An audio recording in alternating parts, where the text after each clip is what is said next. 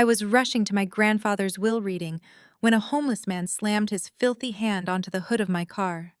"Do not get in that car," he warned me. My blood ran cold when I looked underneath and saw the dark puddle spreading across the concrete. 3 days later, when I finally walked into the boardroom, my adoptive parents nearly collapsed at the sight of me. "My name is Kendra. I am 33 years old and somehow still breathing after my family tried to end my life for a financial payout.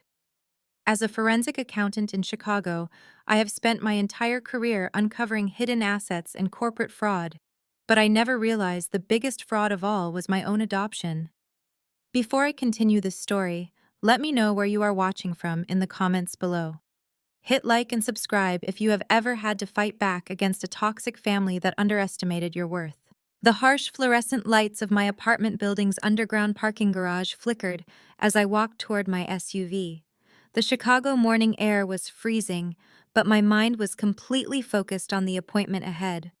Today was the preliminary will reading for my grandfather Theodore. He was a self-made billionaire who built a massive real estate and private equity empire from nothing. More importantly, he was the only person in my adoptive family who had ever treated me with genuine respect and love. My adoptive parents, Richard and Patricia, had always made it abundantly clear that I was an outsider in their pristine, upper-class world. They reserved all their warmth and their wealth entirely for my sister Brittany, the undisputed golden child of the family. Brittany spent her days filming luxury lifestyle vlogs and swiping Richard's black cards while I worked 60-hour weeks analyzing corporate ledgers. I never asked them for a dime, and I never expected one. But Theodore had specifically requested my presence today. I unlocked my vehicle and reached for the driver's side door handle. Suddenly, a heavy, calloused hand slammed violently onto the hood of my car. I jumped back, dropping my keys on the concrete floor. Standing in front of me was Dexter, a man I recognized as the local vagrant who usually sat near the corner bakery down the street. Except right now, his eyes were piercingly clear and his posture was rigid and alert. "Do not get in that car, Kendra," he warned, his voice dropping to a low, urgent whisper. "The brake lines are completely severed. Theodore sent me." My breath caught in my throat. As a forensic accountant, my brain is wired to process anomalies and irregularities instantly. I crouched down and looked beneath the front chassis of the vehicle. A steady, dark puddle was pooling on the gray concrete. I reached out, touched the fluid, and brought my fingers to my nose. The sharp, acrid chemical smell of brake fluid confirmed his terrifying claim. Someone had intentionally drained the lines. Before I could fully process the reality of an attempted murder, my phone buzzed heavily in my coat pocket. I pulled it out and saw a text message from Jamal. Jamal is an African-American corporate lawyer who married my sister Brittany 2 years ago. He acts as the ruthless legal fixer for Richard's private equity firm, cleaning up all my adoptive father's dirty financial messes. The text read, "Drive safe to the reading assist. The roads are notoriously deadly today." A wave of pure ice washed over my entire body. Jamal never texted me. He barely acknowledged my existence at family dinners, usually preferring to mock my modest apartment while pouring expensive scotch for Richard. The timing of the message combined with the specific choice of words was not a coincidence. It was a thinly veiled taunt from a man who expected me to die on the interstate within the hour. They wanted me to get behind the wheel of a heavy vehicle with zero stopping power on a busy Chicago highway. They were not just trying to cut me out of Theodore's will. They were actively ensuring I would never make it to the boardroom to hear what my grandfather had left behind. "We need to leave right now," Dexter said, grabbing my arm and pulling me away from the SUV. "They will be watching to make sure you pull out of the garage." I did not argue. The sheer terror of the situation overrode my logical desire to call the police. I knew exactly how Jamal operated. If the authorities arrived, Jamal would use his prestigious law firm credentials to manipulate the narrative. He would hire expensive experts to claim the brake line degradation was a tragic mechanical failure due to road salt and winter weather. He would tie the investigation up in red tape for years. I needed undeniable proof, not just a puddle of fluid on the floor. I followed Dexter toward the darkest corner of the parking structure where a battered, unmarked van idled quietly. Just as he slid the heavy side door open, the screech of tires echoed through the garage. A sleek black luxury sedan rounded the corner and slowed to a crawl right next to my compromised SUV. The tinted windows rolled down just an inch. I recognized the vehicle immediately. It belonged to Richard's private security detail. They had come to verify that I took the bait. I threw myself into the back of Dexter's van, and he hit the gas, tearing up the exit ramp and merging violently into the chaotic morning traffic. My heart hammered against my ribs as I watched the parking garage disappear behind us. My own family had just orchestrated my execution. Richard and Patricia had always looked at me with disdain, but I never imagined their greed would extend to murder. I sat in the back of the van trying to steady my breathing. I looked at Dexter, who was navigating the city streets with the precision of a trained operative. "Who exactly are you?" I demanded, gripping my leather briefcase tightly. Dexter glanced at me through the rearview mirror. "I am the insurance policy your grandfather bought 5 years ago, Kendra. Theodore knew his son was a monster. He just needed time to prove it. For 72 hours, I ceased to exist."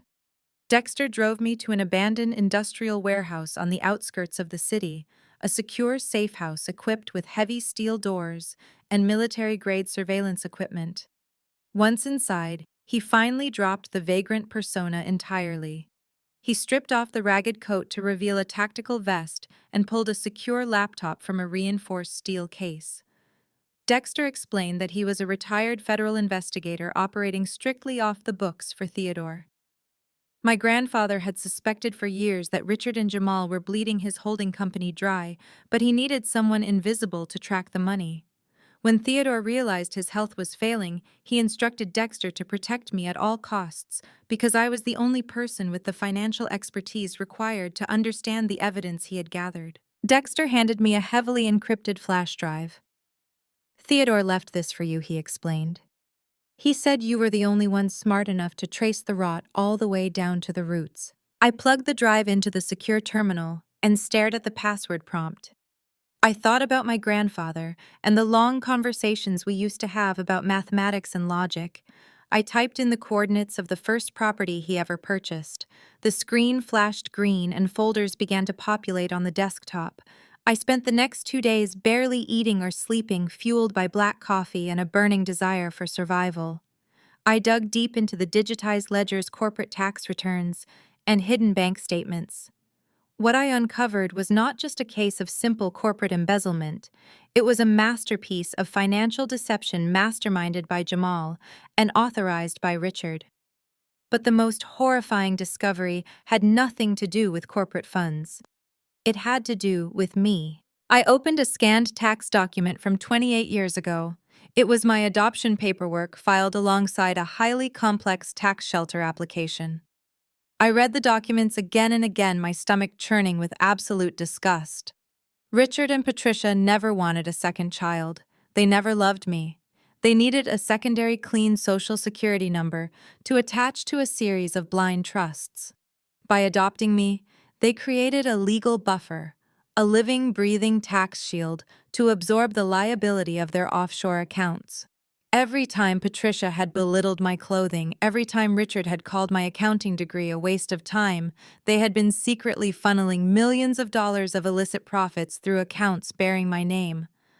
Brittany got the luxury cars, the exotic vacations, and the unconditional love. I got the crushing legal liability of a massive federal tax fraud scheme without ever seeing a single penny. I clicked on a subfolder labeled Cayman Transfers. Jamal had structured these shell companies brilliantly. He used his corporate law background to build a labyrinth of dummy corporations that redirected Theodore's real estate profits straight into Richard's personal offshore accounts. But there was a fatal flaw in their system that Jamal had recently discovered. Upon Theodore's death, a mandatory audit would be triggered by the estate executors. The audit would immediately flag the blind trusts bearing my name. If I were alive and questioned by federal investigators, my testimony would easily prove that I had zero knowledge or control of those accounts. the trail would lead directly back to Richard and Jamal, resulting in decades of federal prison time for both of them. However, Jamal had drafted a specific contingency clause in the trust documents. I found the highlighted paragraph buried on page 47 of a supplementary legal filing.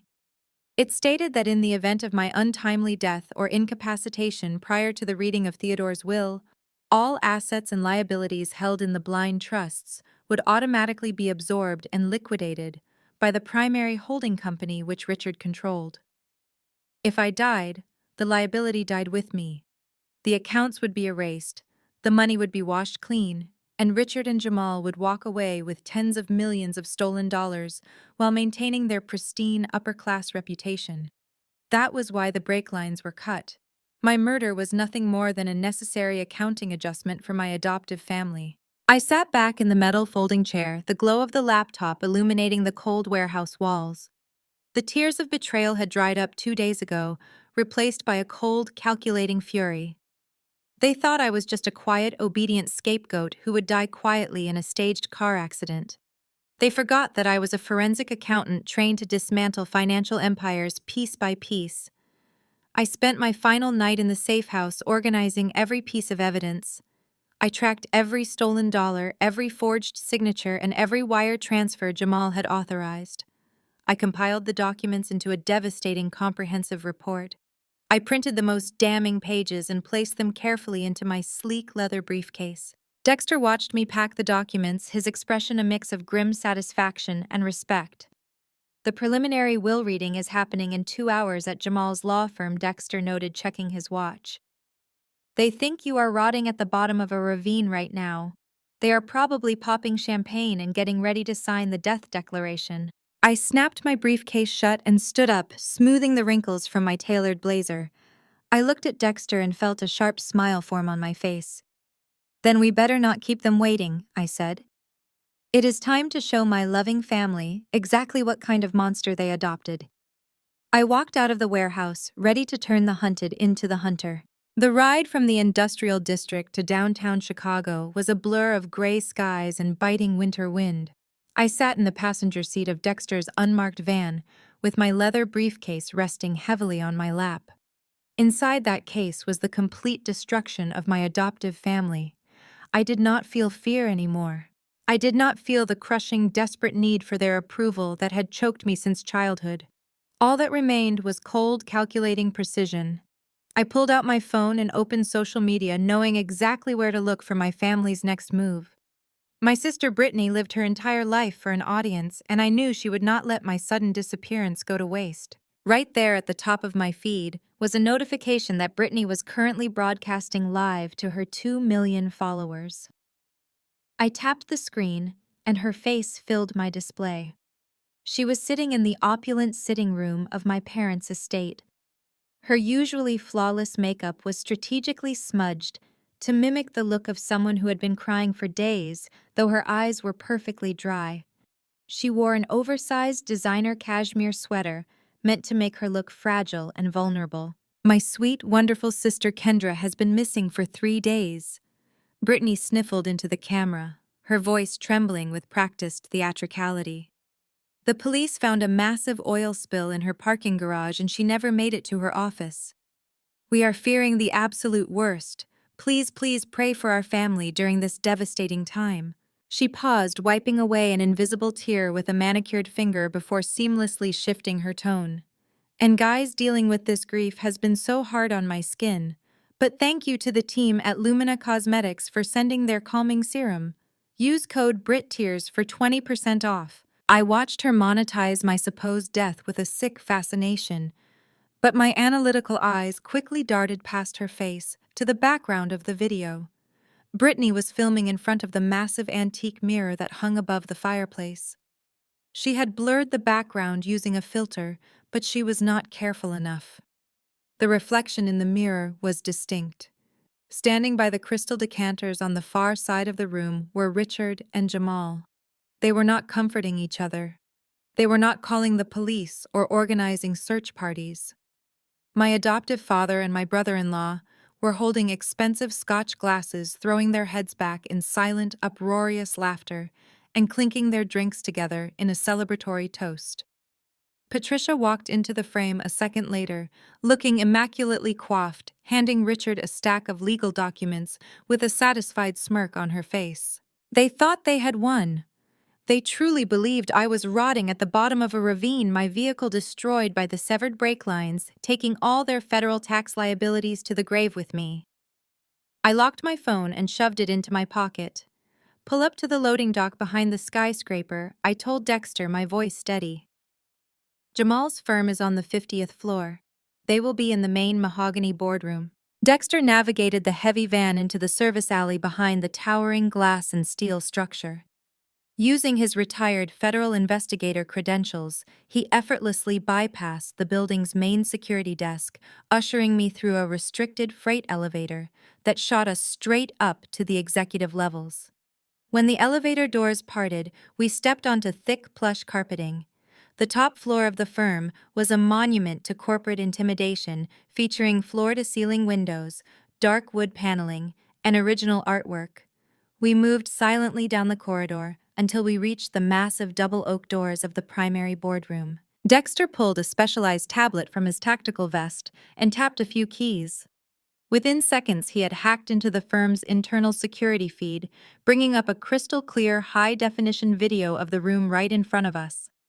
I stared at the screen, watching my family gather around a massive glass table. Sitting at the head of the table was Arthur Sterling, a corrupt, sweating estate lawyer who had been on Richard's payroll for decades. Sterling looked incredibly nervous, dabbing his forehead with a silk handkerchief. Jamal stood over him, leaning heavily on the glass, using his towering physical presence to intimidate the older man. Richard paced back and forth near the windows while Patricia and Brittany sat comfortably in leather chairs, scrolling on their phones as if they were waiting for a table at a restaurant. I am telling you, Richard, the law requires a standard waiting period before a person can be declared legally deceased or incapacitated. Sterling stammered, shuffling a thick stack of papers. 3 days is not enough.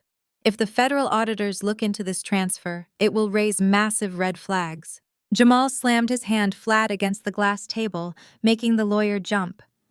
Listen to me very carefully, Arthur. Kendra is gone. Her vehicle was compromised. Her phone is completely off the grid, and she has not shown up for a multi-million-dollar will reading. Under the extraordinary circumstances, clause of Theodore's trust, we have the right to declare immediate incapacitation to protect the company's assets. You are going to sign the order, and you are going to backdate it to yesterday. She was always such a reckless driver, Patricia chimed in from her chair, not even looking up from her phone. Always speeding, always careless. It is a tragedy, Arthur, truly. But Richard needs to absorb her holding shares today before the markets panic. They were erasing me. With cold bureaucratic efficiency, they were using a fabricated legal loophole to declare me legally incapacitated, so Richard could instantly absorb the Cayman Island shell companies, washing their dirty money clean. I watched the screen as Richard stepped forward, dropping a heavy gold-plated fountain pen directly onto the document in front of Sterling. Sign the paper, Arthur, Richard commanded, his voice dripping with venom, or I will personally ensure you are disbarred by Friday and you can explain your own offshore accounting errors to the IRS. The terrified lawyer swallowed hard. His hands were shaking visibly on the security feed. He looked at Jamal, then at Richard, realizing he had no choice. Slowly defeated, Arthur Sterling picked up the heavy gold pen. He pulled the presumption of death and incapacitation order toward him. He uncapped the pen, resting his wrist on the table, and lowered the nib until it was just a millimeter away from the signature line. I looked up from the tablet and nodded at Dexter. I gripped the brass handles of the heavy oak doors. With a surge of adrenaline and righteous fury, I shoved the doors forward with all my strength. The heavy wood banged violently against the interior walls, the sound echoing like a gunshot through the silent, luxurious room. I stepped over the threshold, letting the doors swing shut slowly behind me. I was not the broken, bleeding victim they had planned for. I wore an immaculate, tailored charcoal designer suit. My hair was perfectly styled, my posture straight, and my presence undeniable. The rhythmic, sharp clicking of my stilettos against the polished mahogany floor was the only sound cutting through the absolute suffocating silence of the boardroom. I watched their faces contort from smug satisfaction to pure unadulterated horror. It was a picture I would savor for the rest of my life. Patricia had been holding a fresh cup of coffee, sitting comfortably in her plush leather chair. When her eyes locked onto mine, a high-pitched guttural scream ripped from her throat. Her manicured fingers went limp, and the ceramic mug shattered against the hardwood floor. Dark, scalding liquid splashed across her expensive ankles, but she did not even flinch. She just stared at me, as if I had crawled out of a grave. Beside her, Brittany practically choked on her own breath. Her phone, which had been recording her fake, tearful livestream just seconds prior, slipped from her grasp and clattered face down onto the table. The golden child influencer was entirely speechless, her carefully crafted mask of mourning completely obliterated by my arrival. But it was Jamal who provided the most satisfying reaction. The ruthless corporate fixer, the man who had confidently texted me a death wish just 3 days ago, leapt out of his seat with such force that his heavy chair tipped backward and crashed into a wooden credenza. All the arrogant color drained from his face, leaving his skin a sickly ashen gray. He gripped the edge of the glass conference table so tightly, his knuckles turned white. His chest he heaved as he struggled to process the impossibility of my survival. He looked like a man watching the gates of federal prison swing open for him. How Jamal stammered, his voice cracking, entirely stripped of his usual courtroom bravado.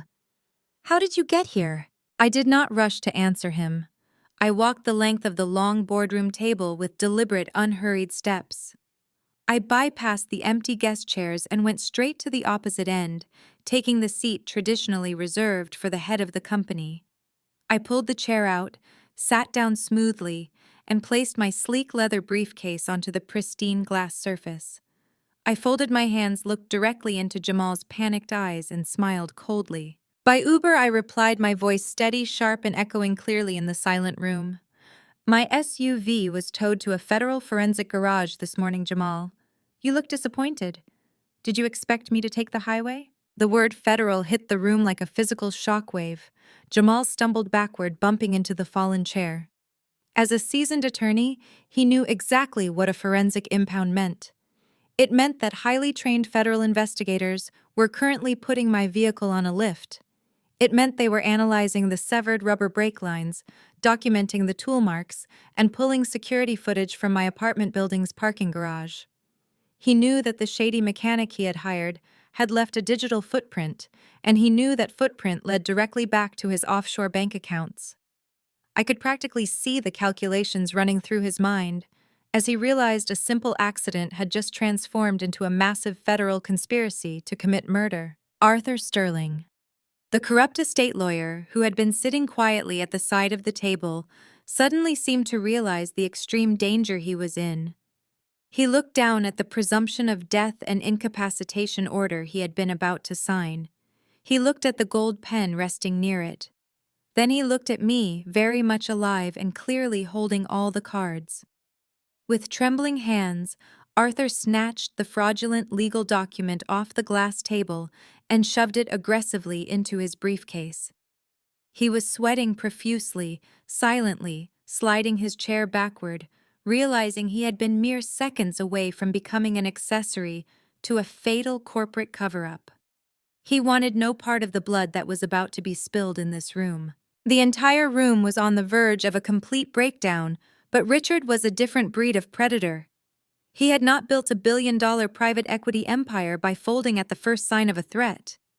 While Jamal panicked, Patricia trembled, and Brittany hyperventilated, Richard quickly shook off the initial shock. His dark eyes narrowed rapidly, assessing the situation. He knew that if he showed fear, he was implicitly admitting guilt regarding the sabotage.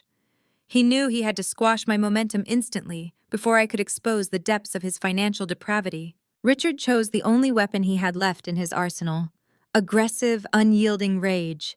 He quickly masked his internal panic by puffing up his chest and slamming both of his heavy fists onto the glass table.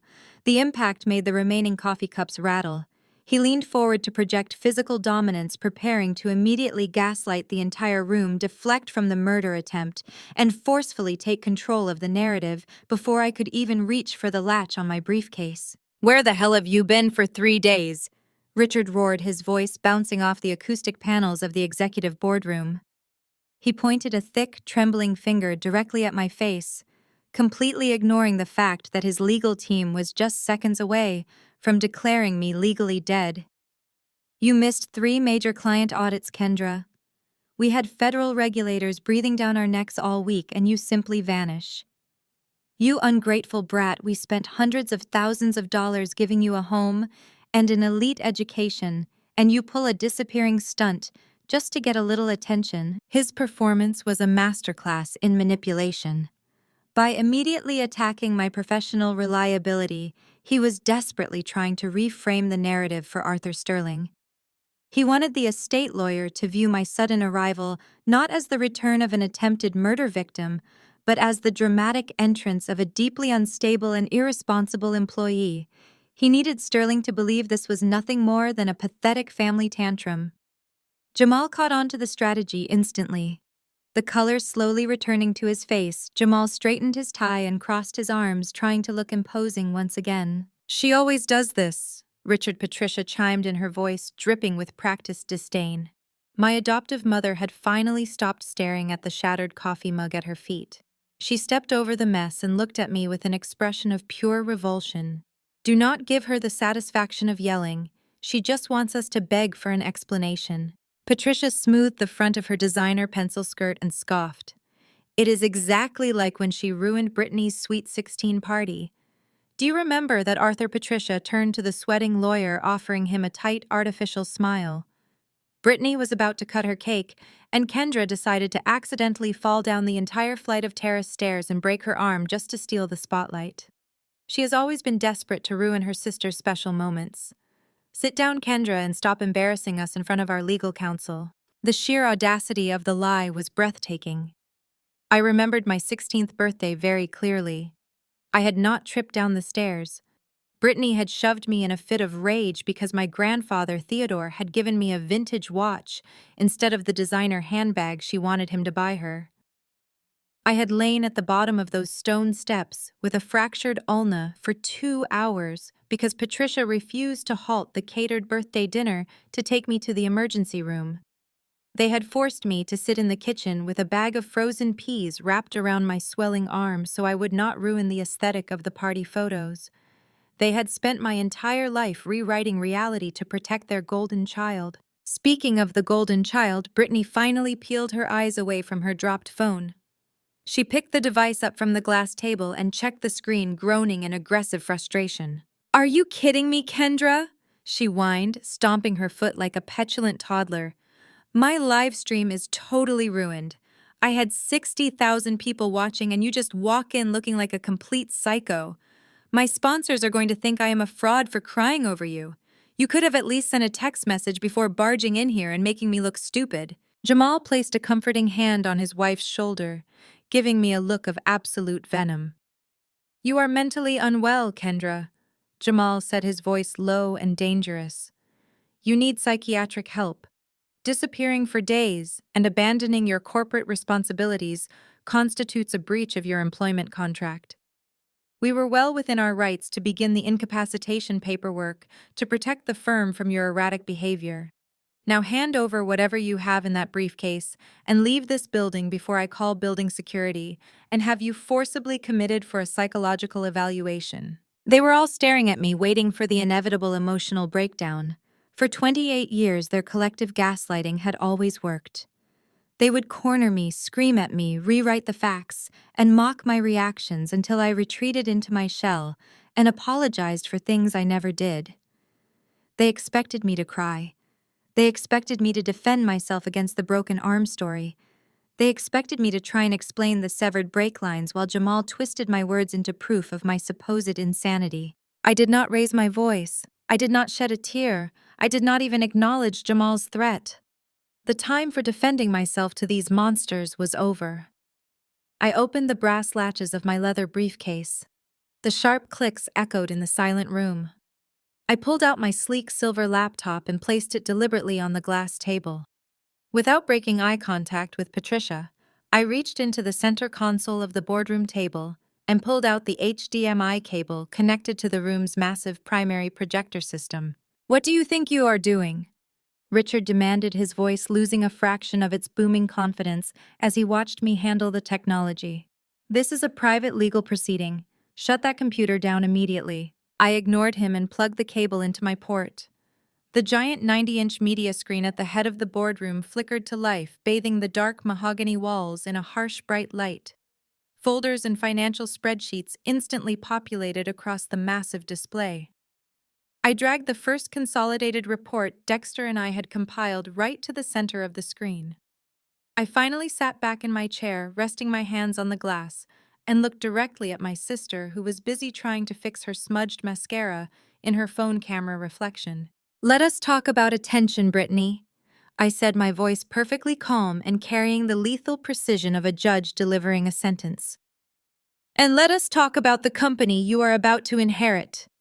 Jamal slammed his hand on the table again, stepping directly into my line of sight to block the projector screen.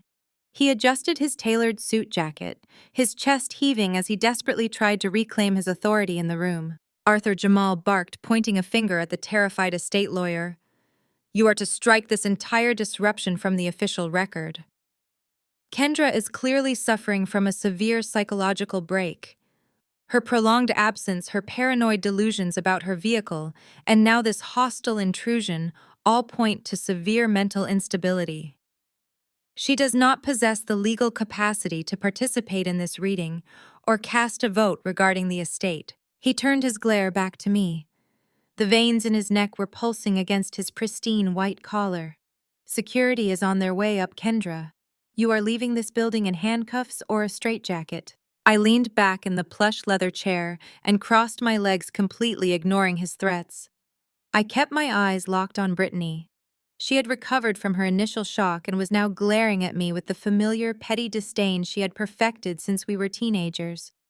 She adjusted her designer sweater, tossed her blonde hair over her shoulder, and let out a loud, exaggerated sigh. God, Kendra, you always have to make everything so miserable. Brittany sneered, her voice dripping with venom. Do not try to use your little accountant math here to confuse everyone. You are just bitter because Grandpa Theodore finally saw things clearly before he died. He knew who the real face of this family was. He left me the sole CEO position of the commercial real estate branch. It is the most profitable division in the entire portfolio. You are just a glorified number cruncher who lives in a cheap apartment. Go back to your spreadsheets and let the adults handle the real money. I let her words hang in the air.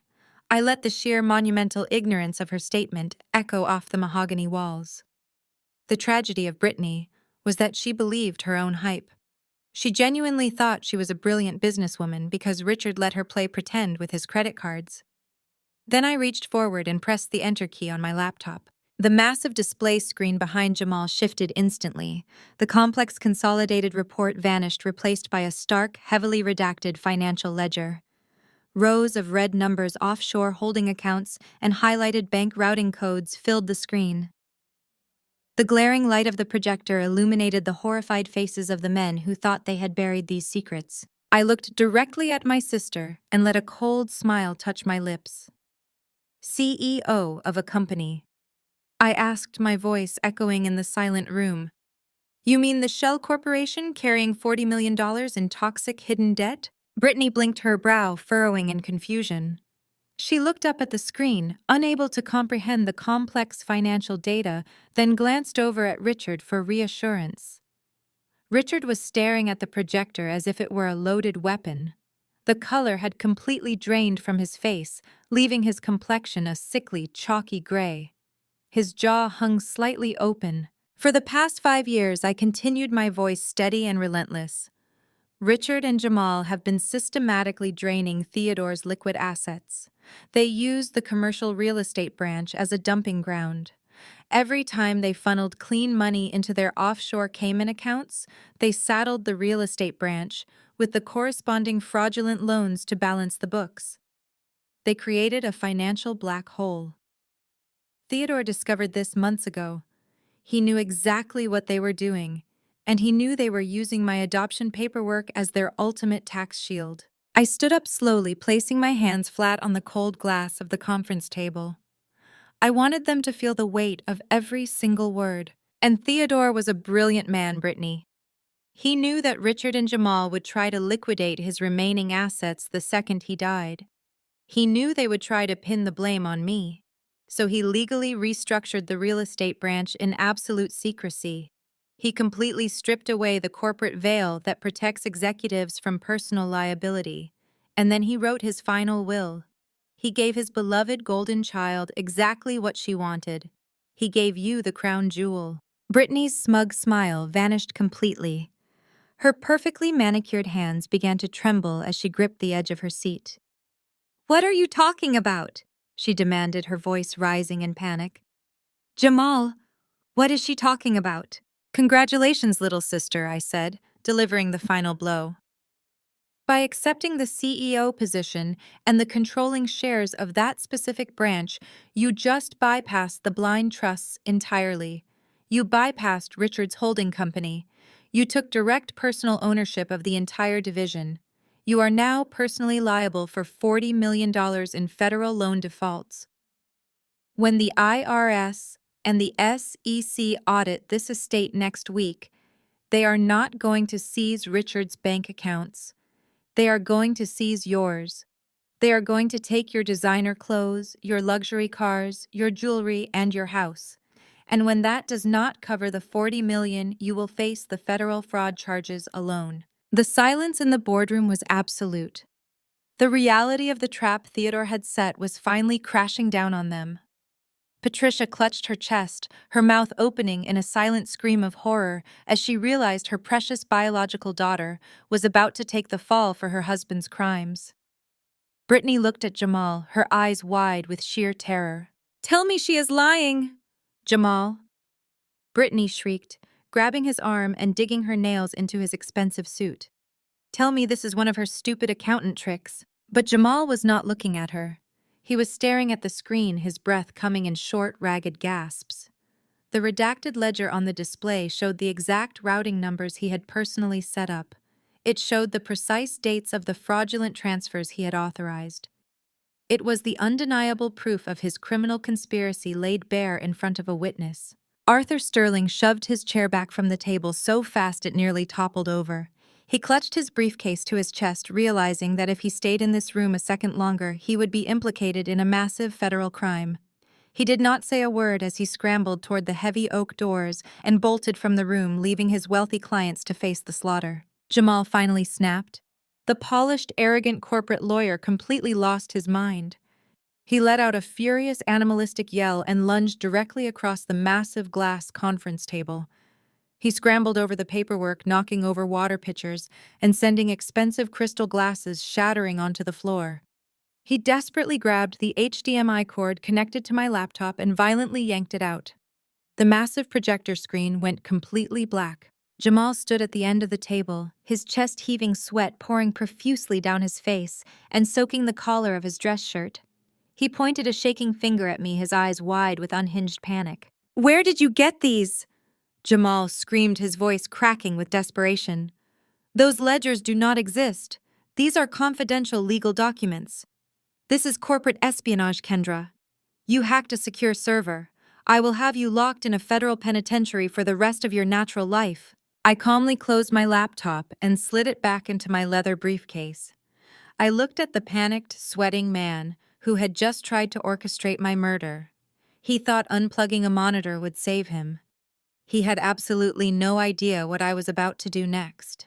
I watched the heavy braided cable slip from his sweaty grip and hit the floor with a dull thud.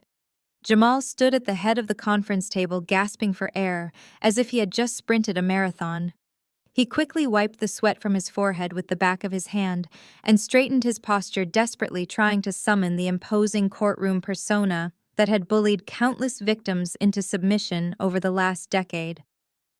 He smoothed the lapels of his custom suit, cleared his throat, and pointed a rigid finger at my face. "You are trespassing," Kendra Jamal announced, his voice echoing with practiced authority. "Furthermore, you are in direct violation of the Computer Fraud and Abuse Act. What you just attempted to display constitutes illegal access to proprietary trade secrets and corporate espionage." I have already texted building security. They are holding the local police in the lobby. You are going to be arrested for grand larceny wire fraud and breach of fiduciary duty. You are looking at 20 years in a federal facility before we even file the civil suits to bankrupt whatever miserable savings you have left. He glanced over his shoulder at Richard, seeking validation. Richard gave a slow, approving nod, his jaw clenched tight as he crossed his arms over his chest. Encouraged by the silent backing of the family patriarch, Jamal stepped closer to the table, planting both hands firmly on the glass. "You overplayed your hand, Kendra." Jamal sneered, leaning forward to intimidate me. "You thought you could walk in here with some fabricated spreadsheets and hold us hostage. But you forgot who you are dealing with. I am a senior partner at a top-tier corporate defense firm. I destroy people like you before breakfast. You have no legal standing, no authority, and no proof that will hold up in any court of law. I am going to bury you so deep in litigation you will never see the light of day." I let him finish his entire desperate monologue. I sat perfectly still, watching the veins pulse in his neck and the frantic, fearful energy radiating from his eyes.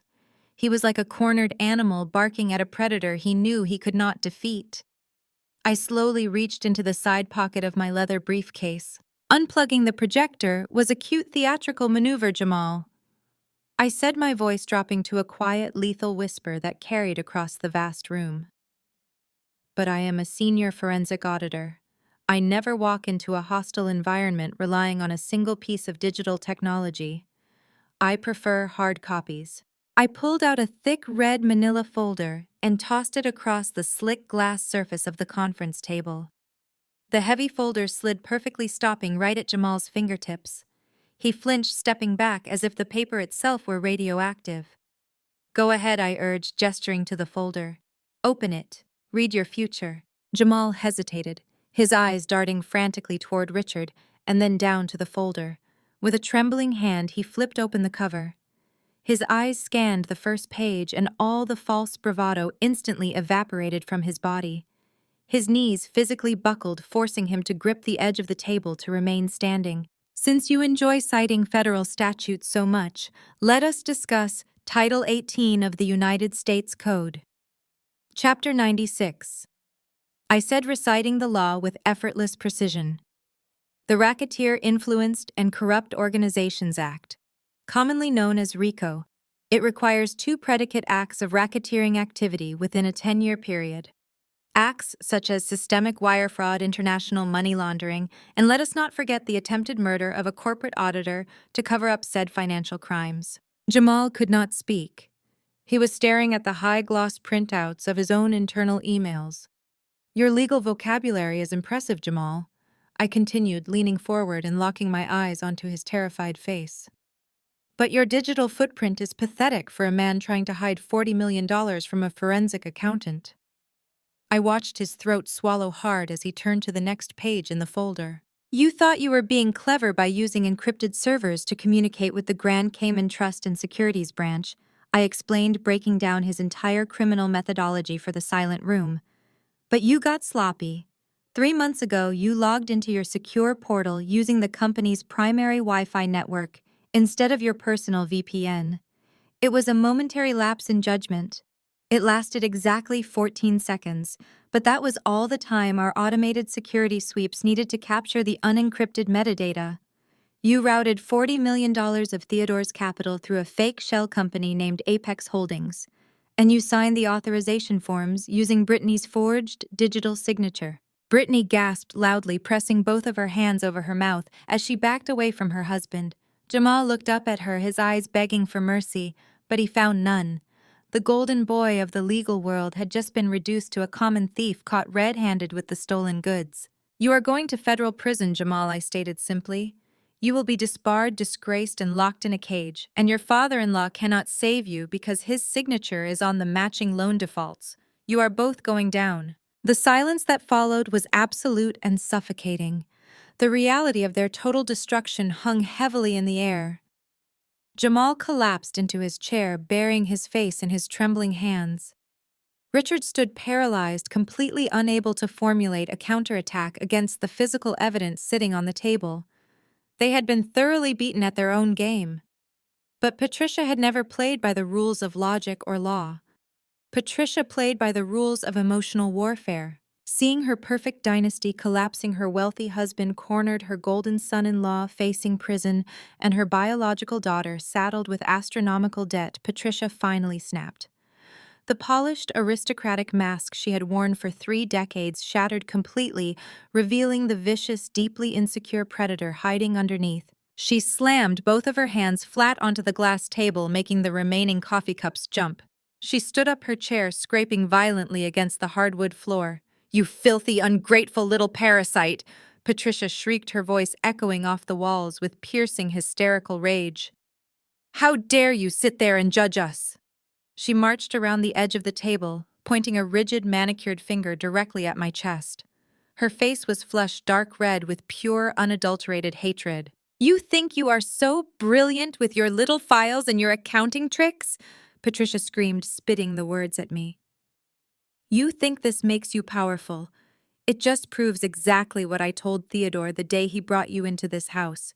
You are nothing but trash.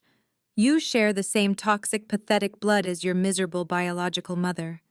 She was a weak, pathetic loser who dumped you because you were a burden, and you have been a burden on this family every single day of your wretched life." Patricia leaned over the table, her face mere inches from mine, trying to use her physical presence to intimidate me back into the obedient, terrified child I used to be. "We gave you food, we gave you a roof, and we gave you a name that you never deserved." Patricia continued, her voice vibrating with malice. "You will never be a part of this family, Kendra. You are an outsider, a mistake, and trying to destroy the only people who ever took pity on you just proves that you are rotten to your very core.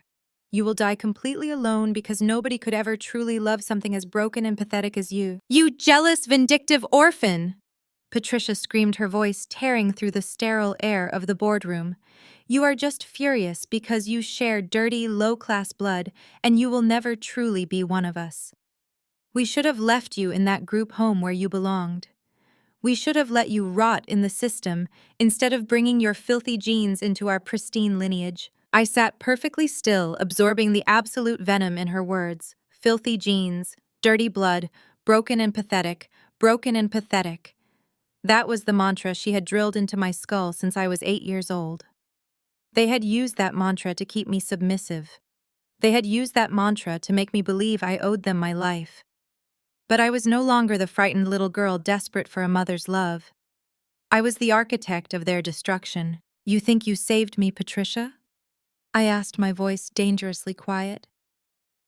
"You think you performed an act of charity by plucking me out of the foster system? I did save you!"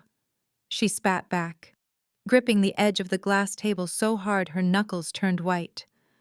"I gave you everything." I did not blink. I slowly moved my hand over the silver trackpad of my laptop. I did not say another word.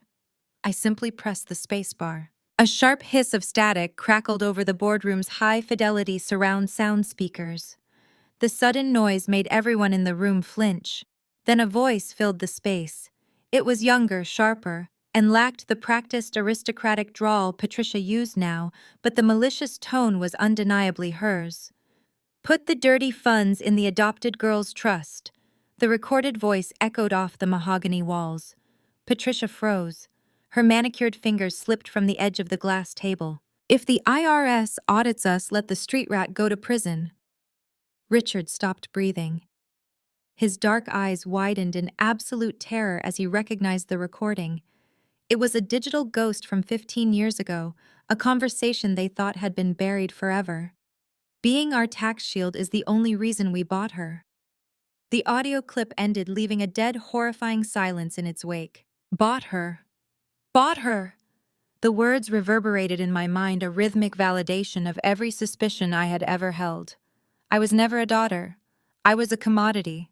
I was a human shield purchased specifically to absorb the legal fallout of their financial crimes. Patricia looked as though all the oxygen had been vacuumed directly out of her lungs. Her jaw opened and closed, but no sound came out. The aggressive, dominant predator who had just been screaming in my face was instantly reduced to a hollow, terrified shell. She stared at the sleek silver speakers in the ceiling, as if they were monsters descending to devour her. where I finally spoke, slicing through the heavy silence. Where did you think Theodore kept his private insurance policies, Patricia? Did you genuinely believe a ruthless self-made billionaire would let you and Richard orchestrate a massive tax fraud scheme right under his nose without keeping receipts? Theodore recorded everything. He recorded every phone call, every private meeting, every sinister little plot you hatched in his own house. I stood up slowly, leaning forward across the table to ensure she felt the full weight of my gaze. He knew you bought me to be your fall guy, I said softly, deliberately, making sure each syllable struck her like a physical blow. He knew you transferred the toxic assets into a trust bearing my name. He let you do it because he was building a federal case against you. But his heart failed before he could hand the files over to the authorities, so he left the master drive to me. He gave me the weapon. Jamal, the brilliant legal fixer who had spent the last 10 minutes threatening to have me arrested, began to physically retreat. He took a slow, stumbling step backward, away from the conference table. Then he took another. The realization of what that audio file meant was crashing over him in real time. As a seasoned attorney, he knew exactly how the Department of Justice operated. A paper trail of offshore accounts was bad, but it could sometimes be fought in court with clever accounting and jurisdictional loopholes. But clear, high-quality audio proving malicious, premeditated intent. Audio proving they adopted a ward of the state specifically to use her as a fraudulent tax shield to commit federal crimes. That was not just tax evasion. That was a slam-dunk racketeering charge wrapped in human trafficking implications. It was the kind of evidence that made federal prosecutors salivate. It was the kind of evidence that guaranteed decades in a maximum security prison with absolutely no chance of parole. Jamal bumped into the heavy wooden credenza behind him. He looked around the room, his eyes darting frantically from Richard to Patricia to the projector screen displaying his own offshore bank routing numbers. He was sitting in a room full of prime federal targets, and he was their chief architect. The corporate espionage narrative he had tried to spin just moments ago was entirely dead. I was not a rogue employee stealing trade secrets. I was the primary victim and the star witness in a massive federal indictment. You recorded us. Patricia finally whispered, her voice trembling so violently she sounded like a different person. You have been holding on to this. I have been preparing, I corrected her. Preparing for the day you tried to execute your final plan. You sent Jamal to tamper with my brakes because you needed your tax shield to die before the auditors arrived. You needed me to take the secrets to the grave so Brittany could inherit the clean money without any federal interference. But your execution was sloppy. You failed. And because you failed, your golden child is now holding the bag for $40 million of debt while you and Richard are facing federal conspiracy charges. Brittany let out a loud, piercing sob. She looked at her mother with an expression of pure betrayal. You set her up, Brittany cried, her voice cracking with hysteria. You set her up to take the fall for your stolen money, but you messed it up, and now I am going to lose everything. You ruined my life. Shut up, Brittany! Richard roared, his face turning a dangerous shade of crimson. He slammed his heavy fist onto the table, causing the glass to shudder violently. He looked at Jamal desperately, seeking a legal maneuver, a loophole, a way out of the inescapable trap closing in around them. Jamal, do something! Richard commanded, his voice dripping with panic and rage. You are the lawyer. You fix this! Fix this right now! But Jamal did not move forward. He looked at Richard, then looked at the red manila folder resting on the table. He shook his head slowly, wiping the cold sweat from his upper lip. There was no aggressive courtroom bravado left in him. There was only the primal instinct of a cornered man realizing the ship was rapidly sinking. I cannot fix this, Richard, Jamal said, his voice barely a hollow whisper. It is over. It is completely over. Patricia let out a guttural, agonizing wail. She lunged forward blindly, swiping her arm across the glass table in a futile attempt to knock my laptop to the floor. She wanted to destroy the machine as if breaking the metal and plastic would somehow erase the damning audio file saved on the hard drive. But I was faster. I calmly snatched the laptop out of her reach, letting her manicured nails scrape harmlessly against the empty glass. "You are going to burn for this, Kendra," Patricia shrieked, falling back into her chair and clutching her face. "I will make sure you burn." I smiled, closing the laptop and placing it back into my leather briefcase with deliberate care. I looked at the broken, weeping women and the terrified, sweating men who had spent 20 years trying to destroy me. "I am already fireproof." "Patricia," I replied, walking toward the heavy oak doors of the boardroom. "The FBI will be here in exactly 12 minutes. I suggest you use that time to call a very good defense attorney. You are going to need one." I stopped with my hand hovering just inches from the heavy brass handle of the boardroom door. Patricia's vicious words echoing off the walls, dirty blood street rat, broken, pathetic, hung in the air behind me. For 20 years, those exact insults would have sent me spiraling into a severe panic attack. They would have made me shrink into myself, apologize for my mere existence, and beg for the approval of a woman who viewed me as nothing more than a disposable human shield. But today, the venom in her voice sounded remarkably hollow. It sounded like defeat. Before I could even turn around to address her outburst, the suffocating silence in the room was shattered by a sound that resembled a dying, cornered animal. Brittany had finally broken. The pristine, meticulously curated influencer persona she projected to millions of adoring followers evaporated in a split second. She ripped her hands through her perfectly styled blonde hair, violently pulling at the expensive extensions. The soft-spoken, mindfulness-preaching wellness guru was gone. In her place stood a terrified, vicious child, realizing her endless allowance and glamorous lifestyle had just transformed into a federal indictment. With a guttural shriek of pure rage, Brittany grabbed her limited edition crocodile Birkin bag, a $10,000 accessory purchased with the very stolen funds currently displayed on my ledger, and hurled it across the room with all her might. The heavy metal hardware of the designer bag smashed into the expensive mahogany wall paneling, leaving a deep, jagged dent. The bag collapsed onto the floor, spilling premium cosmetics, gold credit cards, and a shattered smartphone across the polished wood. But Brittany did not even glance at the wreckage.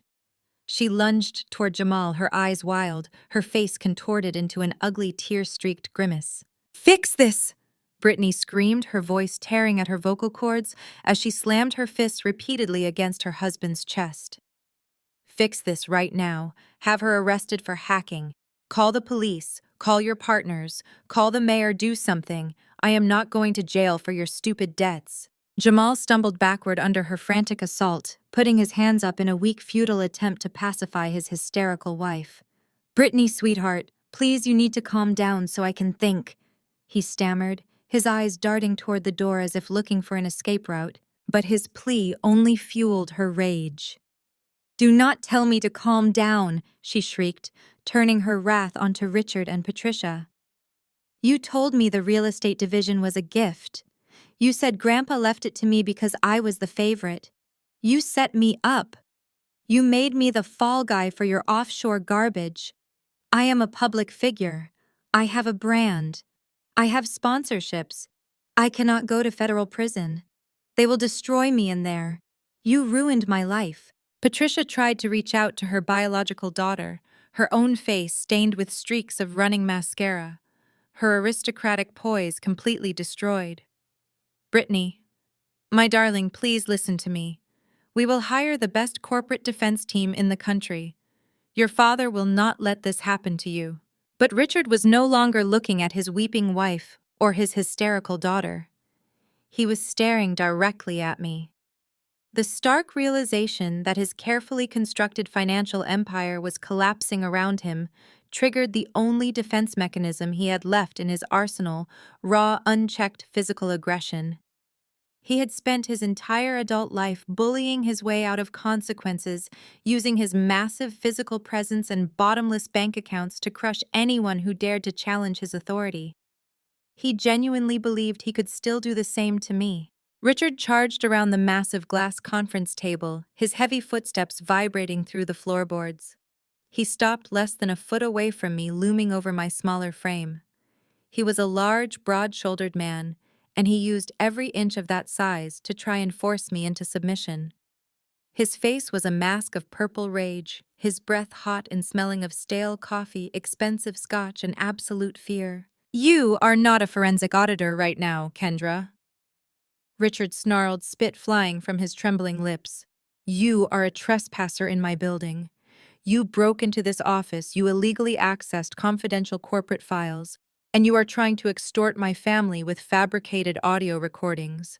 Without breaking eye contact, he reached out and snatched the heavy black telephone receiver from the center console of the conference table, violently jabbing the speed dial button for the building's primary security desk. "I want security up to the executive boardroom immediately," Richard barked into the phone, his voice booming with forced authority. "We have an intruder. I want her forcibly removed from the premises right now, and I want the local authorities waiting in the lobby to arrest her for corporate espionage and criminal trespassing." He slammed the receiver back down into its cradle with enough force to crack the plastic casing. He leaned closer, trying to force me to step backward, desperately searching my eyes for even a flicker of the terrified, obedient girl they had abused for 2 decades. "You think you have won because you found some accounting discrepancies," Richard sneered, his voice dropping to a menacing, guttural growl.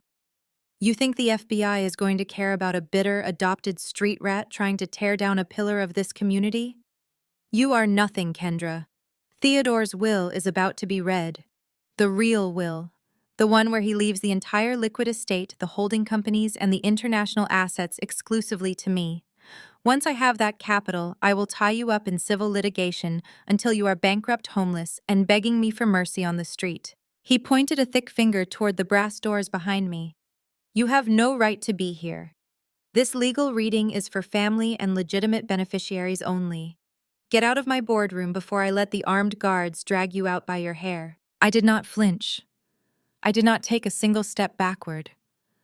I looked up at the towering, sweating man who had terrorized me for my entire childhood, and I felt absolutely nothing but clinical detachment. His threats were empty. His power was a fading illusion. The billions of dollars he thought would save him were already slipping through his fingers like dry sand. I turned my back on him, dismissing his authority entirely. I walked away from the heavy oak doors, completely ignoring his aggressive commands. The sharp, rhythmic clicking of my stilettos on the hardwood floor somehow silenced Brittany's frantic sobbing. Jamal watched me with wide, paranoid eyes as I glided right past him. I returned to the opposite end of the long glass table. I pulled out the high-backed leather chair designated for the chief executive officer, the exact chair I had claimed upon my arrival, and sat down smoothly. I adjusted the cuffs of my tailored charcoal suit, smoothed the fabric, and slowly crossed my legs. I looked down the length of the immaculate boardroom table at the 4 shattered, terrified people who thought they could murder me for a tax break. I met Richard's furious, bloodshot gaze with a perfectly calm, chilling smile. "Go ahead, read the will. I would not miss this for the world." Jamal practically threw himself across the table to grab the heavy leather-bound folder containing Theodore's final testament. His hands were shaking so violently that he fumbled with the brass clasp twice before finally ripping the cover open. He desperately needed this document to be his shield. He needed the legal weight of Theodore's signature to erase the terrifying reality of the audio recording I had just played. He cleared his throat loudly, trying to force the trembling out of his voice, and began to read the heavily notarized pages. He started with Richard. According to the document, Richard was awarded sole and absolute ownership of the primary parent holding company. He was given the controlling shares of the International Shipping Logistics Division and the entire domestic manufacturing portfolio. As Jamal read the staggering list of multi-billion-dollar assets, I watched the color return to Richard's face. His chest expanded. The panicked, cornered animal vanished, replaced instantly by the arrogant titan of industry who believed his wealth made him invincible. He crossed his arms and stared at me with pure, unadulterated triumph. Jamal moved on to Brittany. She was bequeathed the complete luxury real estate portfolio, the sprawling compound in the Hamptons, the twin penthouses in Manhattan, the beachfront estate in Malibu, and the private ski lodge in Aspen were all transferred directly into her name. The transformation in my sister was instantaneous and sickening. The hysterical sobbing woman, who had just thrown her $10,000 handbag across the room, suddenly sat up straight. She wiped the running mascara from her cheeks, smoothed her ruined hair, and let out a breathless, arrogant little laugh. She was a billionaire heiress again. In her mind, the threat of federal prison had just been magically erased by her grandfather's signature. Then Jamal read his own provision. His voice grew noticeably louder, echoing through the boardroom with his trademark courtroom bravado. He was officially named the exclusive lifetime legal counsel for the entire estate. He was guaranteed a massive, irrevocable, seven-figure annual retainer, fully insulated from any board oversight or termination clauses. Jamal looked up from the parchment, his chest heaving with renewed confidence. He shot a smug, vindictive glare in my direction, fully convinced that his golden parachute was perfectly intact. He flipped to the final page of the document. He paused. A slow, cruel grin stretched across his sweating face.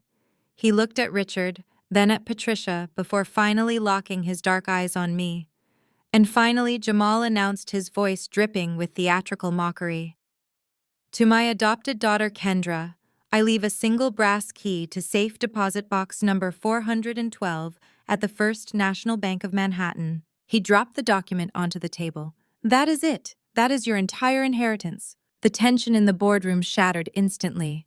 The family exhaled in a massive, collective wave of relief, and then the room erupted. It was not just laughter. It was a vicious, howling mockery. Patricia clutched her stomach, her shoulders shaking as she let out a shrill, mocking cackle. Brittany pointed at me, her face twisted into a beautiful, ugly sneer. As she laughed so hard, tears formed in her eyes all over again. Jamal leaned back in his chair, chuckling and shaking his head, as if he had just witnessed the punchline to the greatest joke ever told. Richard did not laugh. He simply leaned forward, placing his massive hands flat on the glass table, his eyes burning with absolute victory. See, Richard spat, his voice cutting through the laughter of his wife and daughter. Theodore knew exactly what you were. He knew you were nothing but a parasite trying to bleed this family dry. A key. A key to a box that probably holds a few of his worthless old war medals, or maybe a generic goodbye letter telling you to finally get a real job. Richard stood up to his full height, looming over the table. You lose, Kendra. Richard declared, his voice echoing with absolute finality. You played your little accounting games. You hacked our servers. You tried to scare us with your fake spliced audio clips. But the law is the law, and this document is ironclad. We own everything. We hold all the power. You get absolutely nothing. You are walking out of this building the exact same way you walked into this family. Penniless, pathetic, and completely alone. Now pack up your garbage and get out of my boardroom before I let the armed guards drag you out by your hair. The laughter in the room slowly died down, replaced by heavy, expectant silence. They were waiting for my reaction. They were waiting for the devastating realization to crash over me. They wanted to see the tears. They wanted to see me beg or scream or completely fall apart. I did not blink. I did not move a single muscle in my face. I sat back in the plush leather executive chair, slowly crossed my legs, and kept my eyes deadlocked on Richard's victorious grin. I let them savor their imaginary victory for 5 long, agonizing seconds. Then I slowly reached down and unclasped the brass buckles of my leather briefcase. I did not reach for a tissue to wipe away non-existent tears. I did not pull out another legal document or a spreadsheet. I reached into the hidden velvet-lined pocket at the very bottom of my bag. My fingers wrapped around cold, heavy metal. I slowly withdrew my hand, bringing my clenched fist up to the table. I opened my fingers and dropped the object directly onto the center of the glass conference table. It hit the surface with a loud, sharp clack that echoed like a gunshot in the silent room. It was a heavy, gleaming brass key. It was antique, ornate, and unmistakably authentic. Richard's smug smile vanished. Jamal stopped breathing. Brittany leaned forward, staring at the small piece of metal as if it were a live grenade. I placed my hands on the table and leaned in, mirroring Richard's aggressive posture, but without a single trace of his frantic energy. My voice was perfectly calm, perfectly steady, and utterly lethal. "He gave me this key 6 months ago," I said softly, ensuring every single syllable sliced through the silence of the room. "Care to know what was inside?" Richard scoffed, his upper lip curling into a sneer that lacked its usual terrifying conviction. He stared at the small piece of brass resting on the glass surface as if it were an optical illusion. He let out a harsh, dismissive breath, trying to reassert his dominance over the room. "Probably a heartfelt apology letter for making you live with your betters," Richard mocked, his voice strained. "Or maybe a map to his old golf clubs. You brought a prop to a legal battle, Kendra. It is pathetic." I kept my eyes locked on his flushed face. I reached back into my open briefcase. My hand bypassed the forensic accounting ledgers and the offshore bank routing logs. My fingers closed around a thick, heavy stack of paper bound by solid brass brads. I pulled the document out and let it rest on my lap for a single moment. It was printed on high-grade archival paper.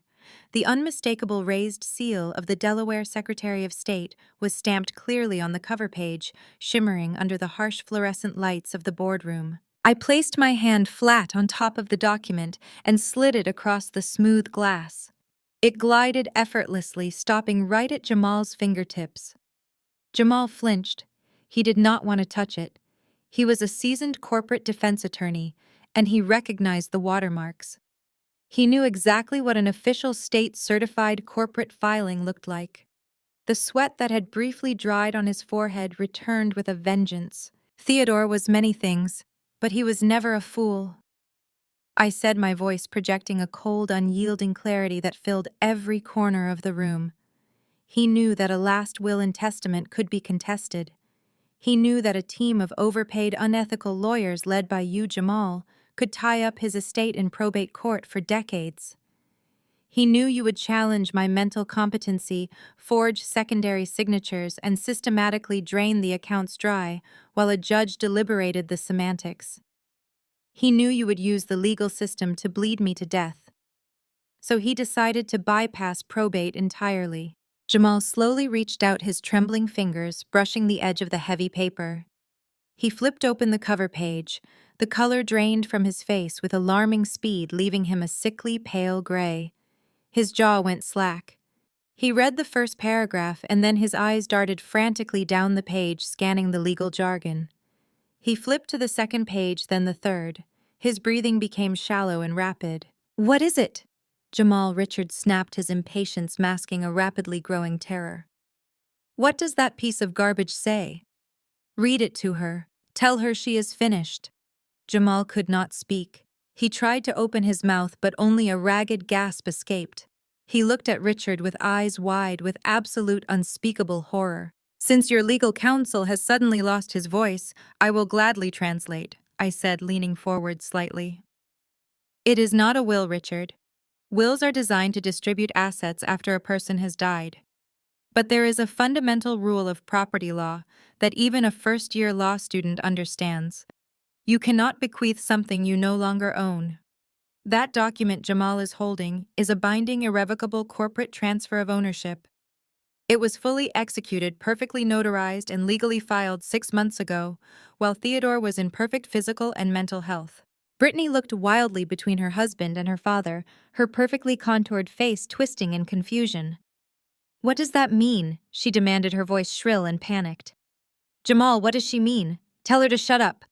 I ignored my sister, keeping my focus entirely on the men who had orchestrated this entire criminal conspiracy. "It means the safe deposit box did not hold cash, Brittany." I continued, my tone completely devoid of mercy. "It did not hold old war medals or sentimental trinkets. It held the original physical stock certificates. 100% of the Class A voting shares for the Apex Holding Company." Patricia gasped, pressing a trembling hand over her heart, as if she had just been physically struck. Even she understood what Apex meant. Apex was the umbrella. It was the massive, invisible shield that sat at the very top of the corporate hierarchy. Apex owned the shipping logistics division. Apex owned the international manufacturing portfolio. Apex owned the luxury commercial real estate trust. Whoever owned Apex owned the entire world. When Theodore handed me that brass key, he was not leaving me a cute sentimental keepsake, I said, ensuring every word landed with devastating precision. He was handing me the keys to the kingdom.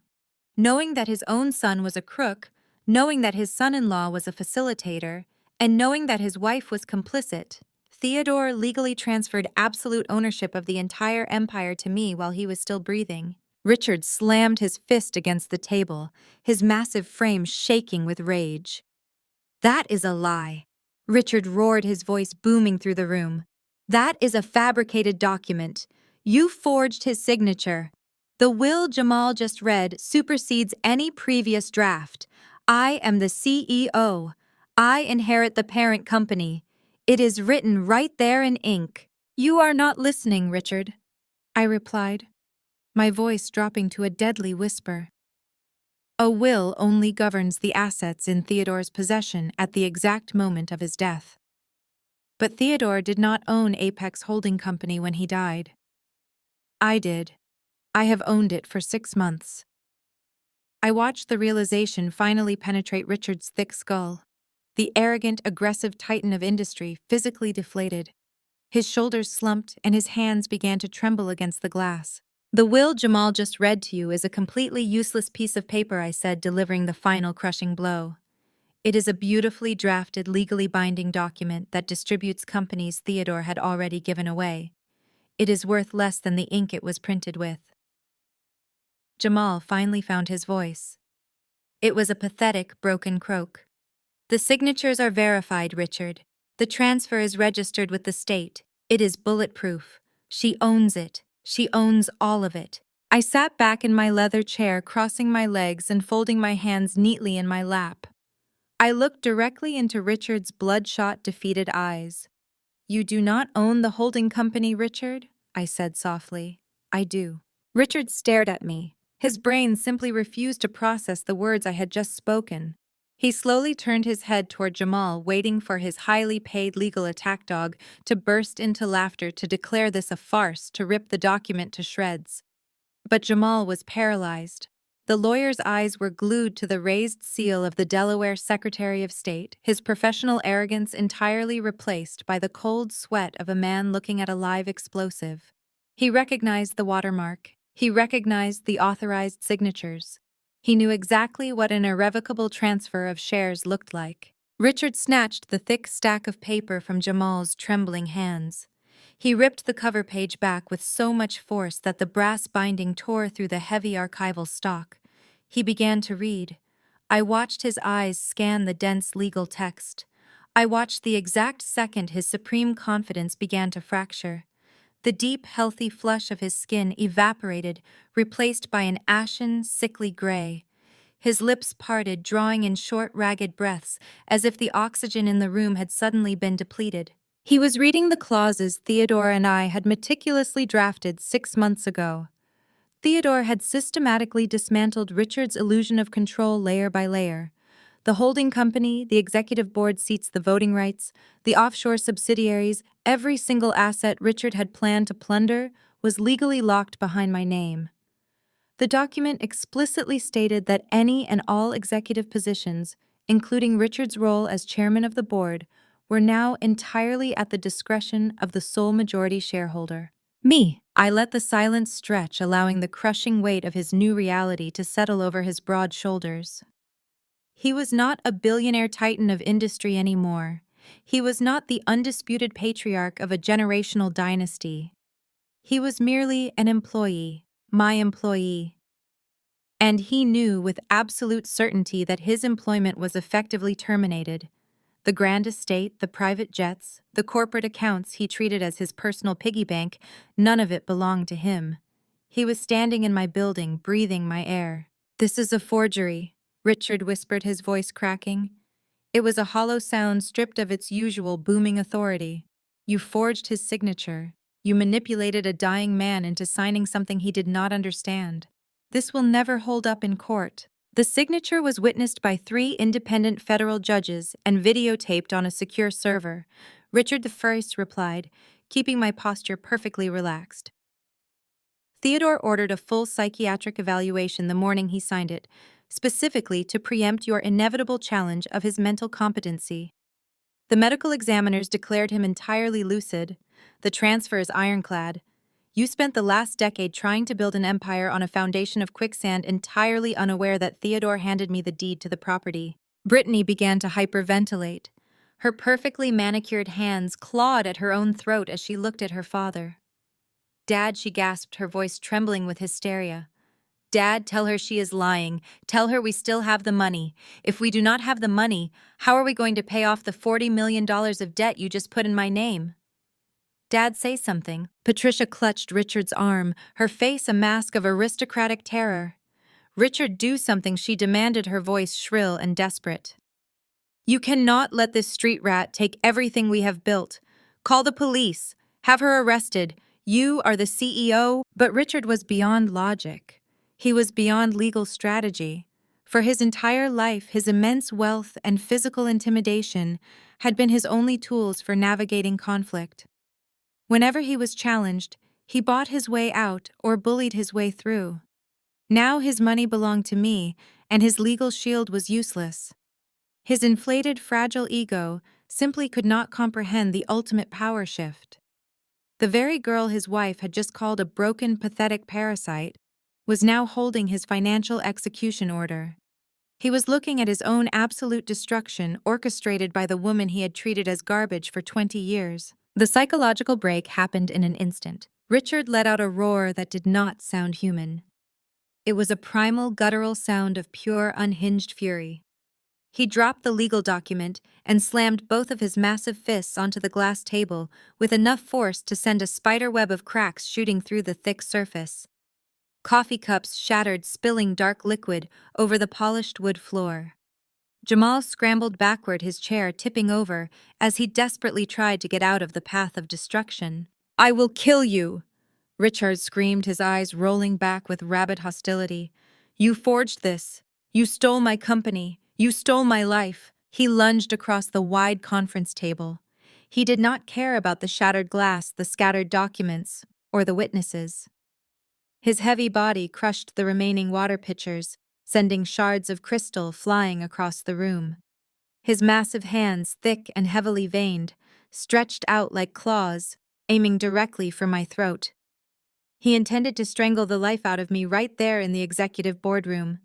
He wanted to physically destroy the problem his money could no longer solve. He was fully committed to tearing me apart with his bare hands. Patricia screamed, shrinking back against the mahogany wall in terror. Brittany scrambled under the credenza, covering her ears to block out the violence of her father losing his mind. Jamal cowered in the corner, pressing his hands against his face, too cowardly to intervene. I did not move. I did not flinch, and I did not break eye contact with the rabid animal hurtling toward me. I knew exactly what was about to happen. Just as Richard's sprawling fingers came within inches of my collar, the heavy double oak doors of the boardroom violently exploded inward. The brass handles slammed against the wall panels with a deafening crash, splintering the polished wood. Before Richard could even register the sound, a tall, imposing figure stepped into the room with terrifying speed. A massive hand shot out, moving faster than Richard could comprehend. The hand clamped down on the back of Richard's custom-tailored suit collar, gripping the expensive fabric with an iron hold. The momentum of Richard's lunge was instantly halted in midair. He gasped, choking, as the collar dug violently into his windpipe. With a single, effortless motion of brutal strength, the figure ripped Richard backward, lifting the 250-pound man entirely off the shattered glass table. Richard flailed helplessly, his expensive leather shoes kicking empty air as he fought for oxygen. The figure hurled him backward across the room with terrifying ease. Richard slammed into his heavy leather executive chair with bone-rattling force, the chair skidding backward until it crashed against the far wall. Richard gasped for air, clutching his chest and looking up in stunned, breathless terror at the man who had just swatted him away like a nuisance. He pressed his back against the wall, realizing he was utterly outmatched in both power and presence. I smiled, finally breaking my stoic facade. I smoothed the lapels of my jacket and looked toward the doorway, Standing at the head of the shattered conference table, adjusting the cuffs of his immaculate black suit, was Dexter.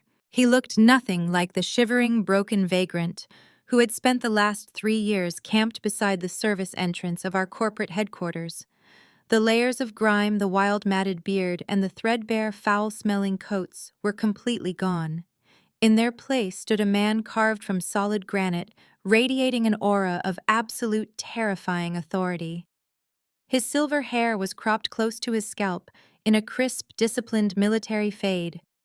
The bespoke charcoal suit draped flawlessly over his broad, heavily muscled frame, tailored specifically to conceal the lethal physical power he had just effortlessly demonstrated. He did not look like a man who begged for spare change on the cold concrete.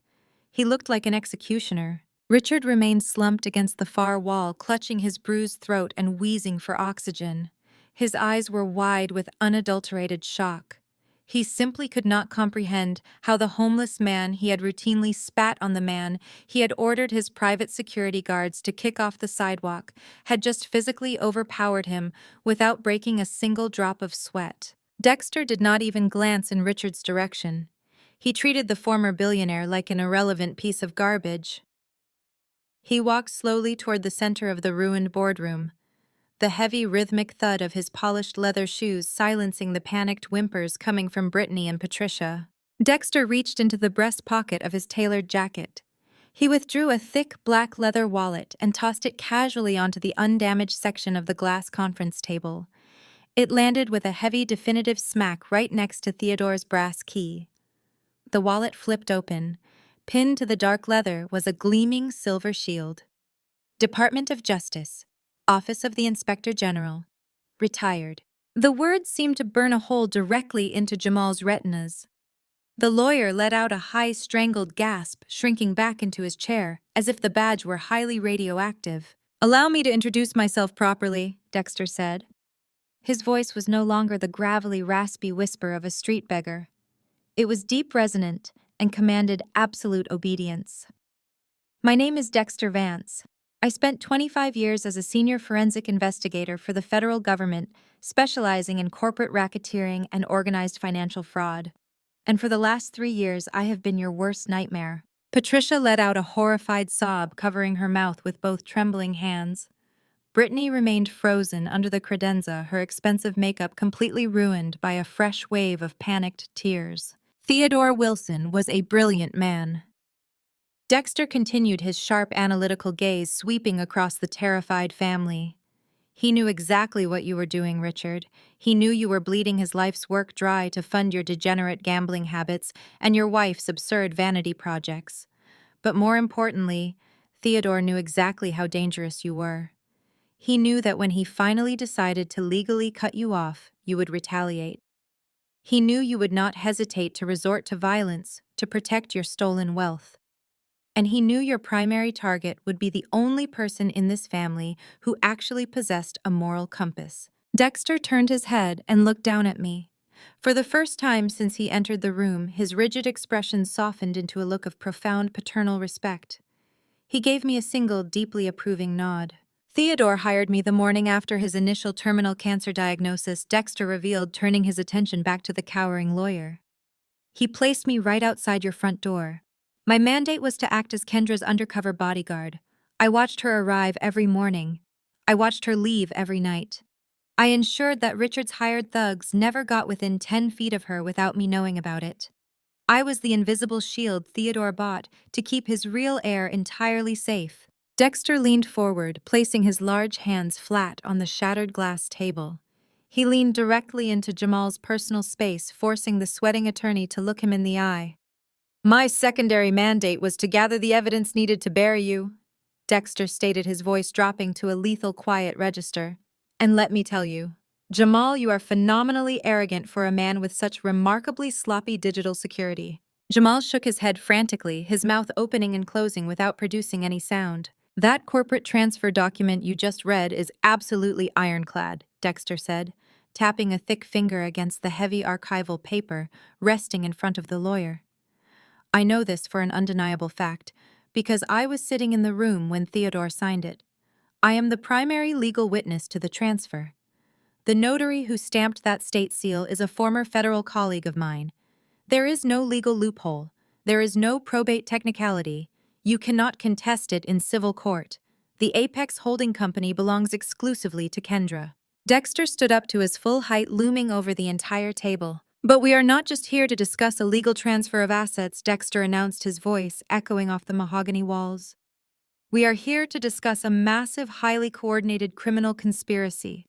You thought you were so clever, Jamal. You thought hiding behind encrypted servers and offshore shell companies would protect you. But I have been inside your private network for 36 months. I have mapped every single wire fraud transaction you executed. I have the digital routing numbers for every dummy corporation you set up in the Cayman Islands. I have copies of the encrypted emails you sent to Richard detailing exactly how to launder $40 million of stolen commercial real estate funds through Brittany's fraudulent wellness brand. Brittany shrieked from under the desk, her hands tearing at her blonde hair. I did not know, she screamed, her voice cracking with pure hysteria. I did not know where the money came from. You are going to have a very hard time proving that to a federal judge, Brittany Dexter replied coldly. Especially since your distinct signature is on every single deposit slip. Dexter turned his full, terrifying focus back to Jamal. The lawyer was visibly shaking, his custom suit completely soaked in cold, nervous sweat. I have compiled over 4,000 pages of irrefutable digital evidence. Jamal Dexter set his tone entirely conversational, which somehow made it vastly more terrifying. I handed the entire unredacted dossier over to my former colleagues at the Department of Justice yesterday afternoon. There are currently federal agents securing warrants for your arrest as we speak. You are looking at 50 counts of wire fraud, 20 counts of money laundering, and a massive federal conspiracy charge under the RICO Act. You are going to spend the rest of your natural life in a maximum security federal penitentiary. The absolute certainty in Dexter's voice broke the very last remaining thread of Jamal's sanity. The slick, arrogant corporate lawyer vanished entirely. In his place was a terrified, desperate coward who realized his golden parachute had just been transformed into a concrete block tied firmly around his ankles. Jamal shot up from his chair, his knees knocking violently against the edge of the glass table. He did not look at me. He did not look at his hysterical, weeping wife. He turned his wild, desperate eyes directly toward Richard, who was still gasping for air against the far wall. The ultimate raw instinct for self-preservation took complete control of his mind. It was him, Jamal screamed, his voice cracking loudly as he pointed a shaking finger directly at his father-in-law. I did not orchestrate this. Richard forced me to do it. He threatened me. He said he would destroy my career if I did not set up the shell companies. I can give you everything I have, secret audio recordings of Richard ordering the embezzlement. I will testify. I will wear a wire. I will give you Richard. Just tell the feds to give me full immunity. I have the encrypted hard drives. Jamal shrieked, his hands raised in a desperate gesture of surrender toward Dexter. I kept shadow ledgers for everything. I kept duplicate copies of every single illicit wire transfer Richard ever authorized. He forced my hand. He threatened to ruin my private practice and pull my legal license. He said he would cut me out of the family entirely if I did not build the offshore shell companies for him. I was a hostage in this firm. I can give you the Cayman routing numbers right now. I can turn state's evidence today. You spineless, backstabbing coward, Brittany screamed, her voice tearing through the boardroom like a siren. She scrambled out from beneath the credenza, her expensive silk dress snagging and tearing on a piece of shattered crystal. She did not care. Her face was a mask of absolute feral rage. The pristine, elegant wellness guru was entirely gone, replaced by a vicious, cornered predator. She lunged at her husband, her manicured nails extended like talons. He gave you everything. Brittany shrieked, slamming her fists into Jamal's chest and shoulders. My father made you. You were a pathetic, low-level associate before we let you into this family. You are going to give them my father to save yourself. Jamal shoved his wife backward with a violent, panicked thrust. He did not care about her outrage. He only cared about the federal prison sentence staring him in the face. I am not going down for his staggering stupidity, Jamal yelled, pointing a shaking finger directly at Brittany. And do not act like you are innocent in this. You signed the fraudulent tax returns for your wellness brand. You authorized the fake invoice payments. Tell the investigator the truth, Brittany. Tell him you knew the commercial real estate capital was being illegally funneled into your personal checking accounts. Brittany's mouth fell open in absolute horror. Her own husband was actively offering her up to a federal investigator to negotiate his plea deal. The ultimate betrayal completely short-circuited her brain. She let out a guttural, blood-curdling scream and threw herself at Jamal again, her hands flying toward his face. Her nails caught his cheek, leaving 3 deep bleeding scratches down the side of his jaw. Jamal stumbled backward, clutching his bleeding face and shouting for Dexter to intervene, begging the federal investigator to arrest his wife for assault. Before Jamal could take another step, Patricia crossed the room. The aristocratic, perfectly poised matriarch of the family had lost every single ounce of her high society grace. She marched directly over the shattered glass, completely ignoring the destruction around her. She grabbed Jamal roughly by the lapel of his tailored suit, yanking him forward. With a sickening sharp crack that echoed through the entire boardroom, Patricia delivered a vicious full-force slap directly across Jamal's face. "You ungrateful, treacherous little worm," Patricia hissed, her face contorted into an ugly, venomous sneer. "You are throwing my husband and my daughter to the wolves to save your own pathetic skin. You swore an oath to protect this family. You are our legal counsel. You fix this right now, or I swear to God I will spend every dime I have left ensuring you never see the light of day." "You do not have a single dime left!" Jamal spat back his fear, morphing into defensive rage as he cradled his stinging cheek. "Did you not just hear Kendra? She owns the holding company. She owns the bank accounts. Your money is gone, Patricia. We are all going to federal prison, and I am not taking the fall for your arrogant, reckless husband." Richard, who had been leaning against the far wall, clutching his bruised windpipe, finally found his voice. He pushed himself forward, his eyes burning with frantic, desperate denial. "You were the architect of the trusts," Jamal Richard bellowed, pointing a massive, trembling finger at his son-in-law. "You drafted the offshore transfers. I am the victim of negligent legal counsel. You told me those tax shelters were perfectly legal. You orchestrated this entire financial structure. I will testify that you misled the executive board. I will crush you." "You ordered me to make Kendra the fall guy," Jamal roared back, entirely abandoning any pretense of respect for his former boss. "You stood in this exact room and told me to forge her signature on the escrow releases. I have the security footage to prove it." The illusion of the perfect, untouchable upper-class family completely disintegrated in front of my eyes. The aristocratic dynasty that had terrorized me, abused me, and treated me like disposable garbage for 20 years was gone. In its place was a pit of rabid, starving dogs tearing each other to pieces. They were cursing, spitting, and threatening each other with absolute venom. Brittany was screaming that she wanted an immediate divorce, demanding that her mother call a new lawyer. Patricia was shrieking at Richard, calling him a reckless, arrogant fool for leaving a paper trail. Richard was bellowing over all of them, declaring that he was surrounded by useless, incompetent parasites who had ruined his magnificent empire. They had absolutely no loyalty to one another. The love, the unity, the prestigious family bond they projected to the world was entirely fabricated by wealth. The exact second the money was stripped away, they turned on each other with homicidal viciousness. Dexter stood silently by the ruined oak doors, his arms crossed over his broad chest. He watched the pathetic, vulgar infighting with a look of absolute clinical disgust. He caught my eye across the room and gave me a slight knowing nod. Theodore had been entirely right. He knew his family was composed of jackals, and he had given me the exact tool required to expose them. I sat in the plush leather executive chair watching the chaos unfold, with cold, detached satisfaction. I let them scream. I let them threaten each other.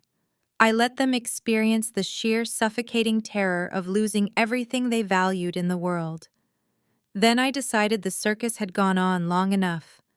I raised my hand high above my head and brought my palm down flat against the only remaining unbroken section of the glass conference table. The impact cracked like a whip. It was a sharp, explosive sound that sliced violently through the screaming and the hysteria. The room fell instantly terrifyingly silent. Richard froze, his mouth hanging half open. Patricia stopped mid-shriek, her hands still raised in the air. Brittany shrank back against the wall, panting heavily. Jamal turned toward me, his face pale, bleeding, and slick with terrified sweat. They all stared at me, stripped of their power, stripped of their wealth, and completely at my mercy. I leaned forward, resting my forearms on the table. I locked my eyes directly onto my trembling, desperate brother-in-law, Jamal. I said, my voice dangerously calm and perfectly steady. You will not be making any deals with the federal government today. Jamal swallowed hard, his eyes darting frantically toward Dexter and then back to me. Why not? He stammered, his voice weak and pathetic. I can give them everything. I can give them Richard. I smiled. It was a cold, merciless expression. Because embezzlement is not the only crime you are going down for. I kept my eyes locked on Jamal. The absolute terror radiating from him was palpable. I reached down to the floor and hoisted my leather briefcase onto the glass table. The heavy brass clasps echoed sharply as I unfastened them. I reached inside and pulled out a heavy, transparent, industrial-grade plastic evidence bag. I tossed it onto the center of the table. It slid across the smooth glass, coming to a halt right in front of Jamal's sweating hands. Inside the thick plastic was a severed, oil-stained rubber tube. The edges were jagged, clearly sliced with a heavy blade, rather than worn down by natural friction. Dark, viscous brake fluid coated the inside of the bag, smearing against the clear plastic like dried blood. Jamal stared at the bag. He swallowed hard, his Adam's apple bobbing erratically. I do not know what that is, Jamal stammered, his voice dropping to a panicked whisper. I am a corporate lawyer. I do not know anything about car parts. That is a front brake line, I explained, keeping my posture entirely relaxed, while my voice remained dangerously calm. Specifically, the front brake line belonging to my personal SUV. The exact brake line that catastrophically failed 2 weeks ago while I was driving down the steep, winding incline of Mulholland Drive. If Dexter had not been driving a reinforced armored vehicle directly in front of me to act as a buffer, allowing me to safely crash into his rear bumper at 60 miles an hour, I would have gone straight over the concrete barrier. I would have dropped 400 feet into the canyon below. Patricia gasped, pressing her hand against her chest as she backed further against the mahogany paneling. Richard stared at the rubber hose, his face turning a sickly shade of white. He was a ruthless, greedy tyrant, and he had happily stolen my inheritance. But looking at physical evidence of an attempted assassination happening under his own roof pushed him over the edge of his own moral boundaries. You tried to kill her? Richard breathed out, staring at Jamal as if he were looking at a rabid monster. You actually tried to have her murdered. I did no such thing, Jamal yelled, his voice cracking violently. This is a setup. You are trying to frame me to protect yourselves. She is making this up. She sliced the brake line herself to build a case against me. Dexter did not say a single word. He calmly reached into his tailored suit jacket and withdrew a sleek matte black smartphone. He tapped the screen twice and placed the phone flat on the conference table, turning it so the bright, high-resolution screen faced Jamal and the rest of the family. I suggest you watch very closely, Counselor Dexter commanded. The screen illuminated with crystal-clear, high-definition 4K security footage. The timestamp in the bottom corner read 2 a.m., dated exactly 3 days before my brake failure. The footage showed the dimly lit underground parking garage of our corporate headquarters, a secure zone that Jamal believed was unmonitored after hours. A figure stepped into the frame. He was wearing a dark trench coat and a baseball cap pulled low to obscure his features. But the expensive, arrogant posture and the custom leather briefcase clutched in his hand were unmistakable. It was Jamal. A second man stepped out from the shadows near the concrete support pillars. He wore grease-stained coveralls and kept his face turned away from the main security cameras. The audio kicked in. Dexter had hidden secondary motion-activated microphones throughout the executive parking bays months ago, anticipating exactly this kind of clandestine meeting. The video showed Jamal reaching into his coat and pulling out a thick, heavy manila envelope. He shoved it roughly into the mechanic's chest. 50,000 now, Jamal's recorded voice hissed through the phone speaker, echoing loudly in the silent boardroom. 50,000 when the job is done. Make it look like mechanical wear and tear. I do not want any explosive devices. I do not want any bullet holes. I want her to lose control on a steep grade. Do you understand? The mechanic nodded silently, gripping the envelope. Jamal then turned and pointed his finger directly toward a specific parking bay. He was pointing perfectly undeniably straight at my silver SUV. Make sure she does not walk away from the crash, the recorded Jamal demanded, his tone dripping with malice. She is the only thing standing between me and the trust fund control. Dexter tapped the screen, pausing the video right on a perfect high-resolution freeze frame of Jamal's face. He had briefly looked up toward the fluorescent lights illuminating his features clearly. There was no ambiguity. There was no room for denial or legal maneuvering. It was absolute, irrefutable proof of a murder plot. Brittany let out a horrified, piercing scream. She scrambled backward, pushing herself away from her husband as if he were covered in flames. "You psycho!" Brittany shrieked, her voice tearing with genuine terror. "You tried to murder my sister. You were going to kill her for the money.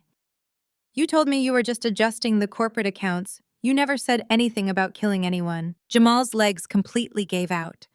The remaining adrenaline holding him upright evaporated in a single second. He collapsed, his knees hitting the hardwood floor with a heavy, sickening thud.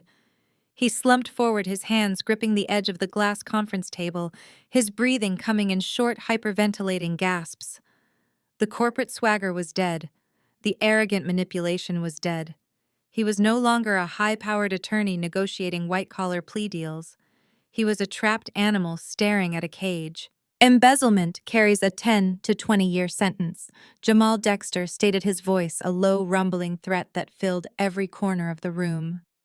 "You can negotiate your way into a minimum security federal camp for wire fraud. You can bargain your way down for money laundering by flipping on your father-in-law. But conspiracy to commit first-degree murder, the targeted assassination of a majority shareholder for financial gain." Dexter leaned over the table, his eyes locked onto Jamal's weeping face. "There is no plea deal for that," Dexter promised. "There is no immunity. You are going to a maximum security penitentiary, and you will never breathe free air again." Jamal stared at the floor, his entire body trembling uncontrollably. Tears of pure, unadulterated panic streamed down his face, dripping onto his expensive Italian leather shoes. He opened his mouth to speak, to beg, to offer any desperate lie his mind could construct to save himself, but no words came out.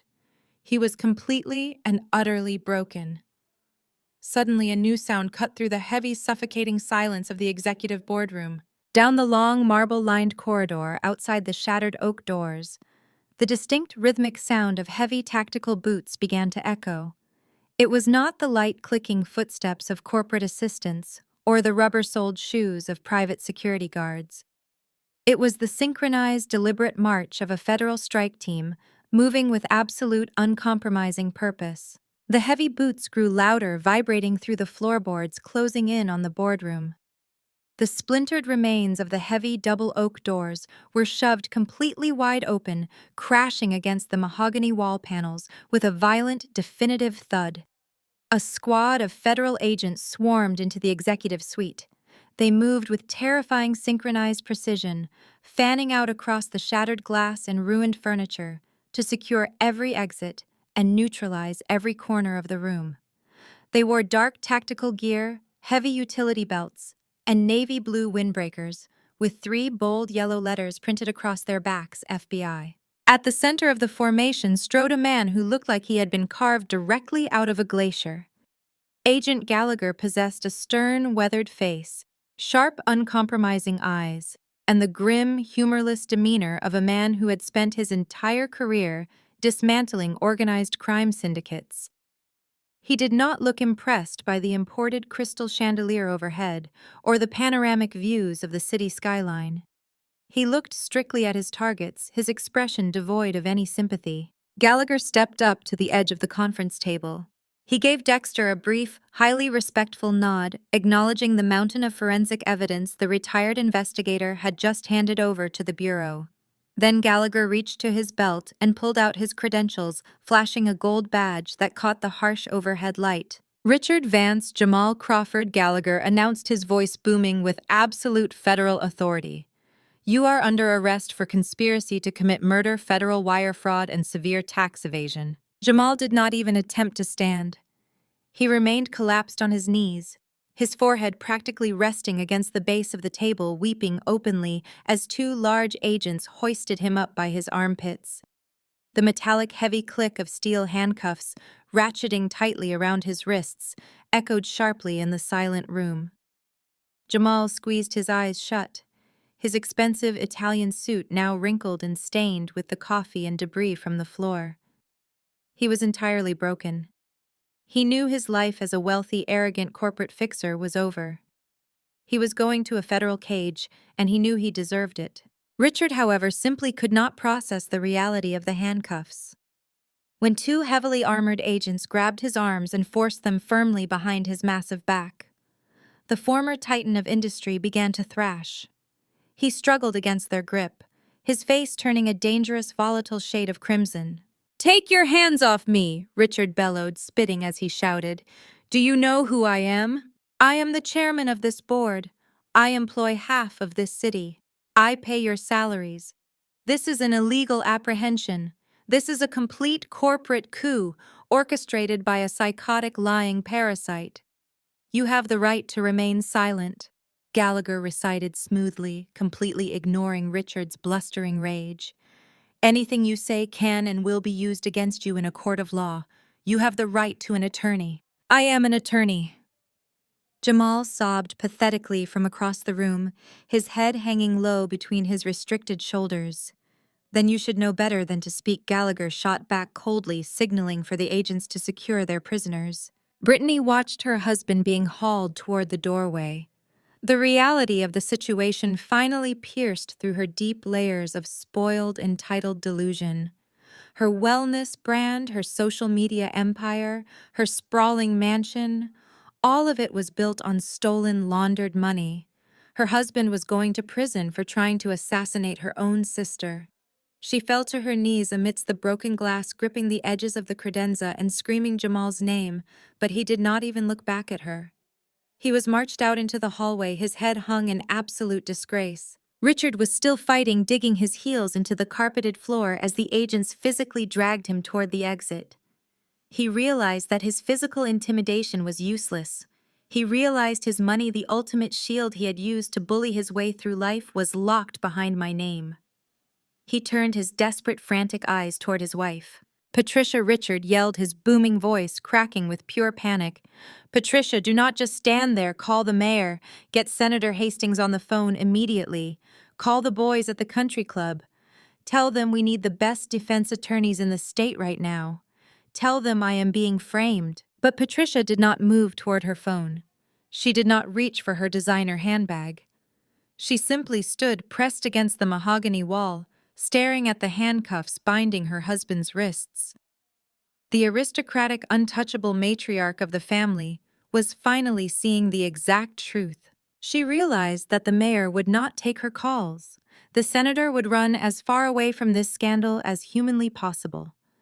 The wealthy golf buddies at the country club would immediately distance themselves from a man charged with federal wire fraud and attempted murder.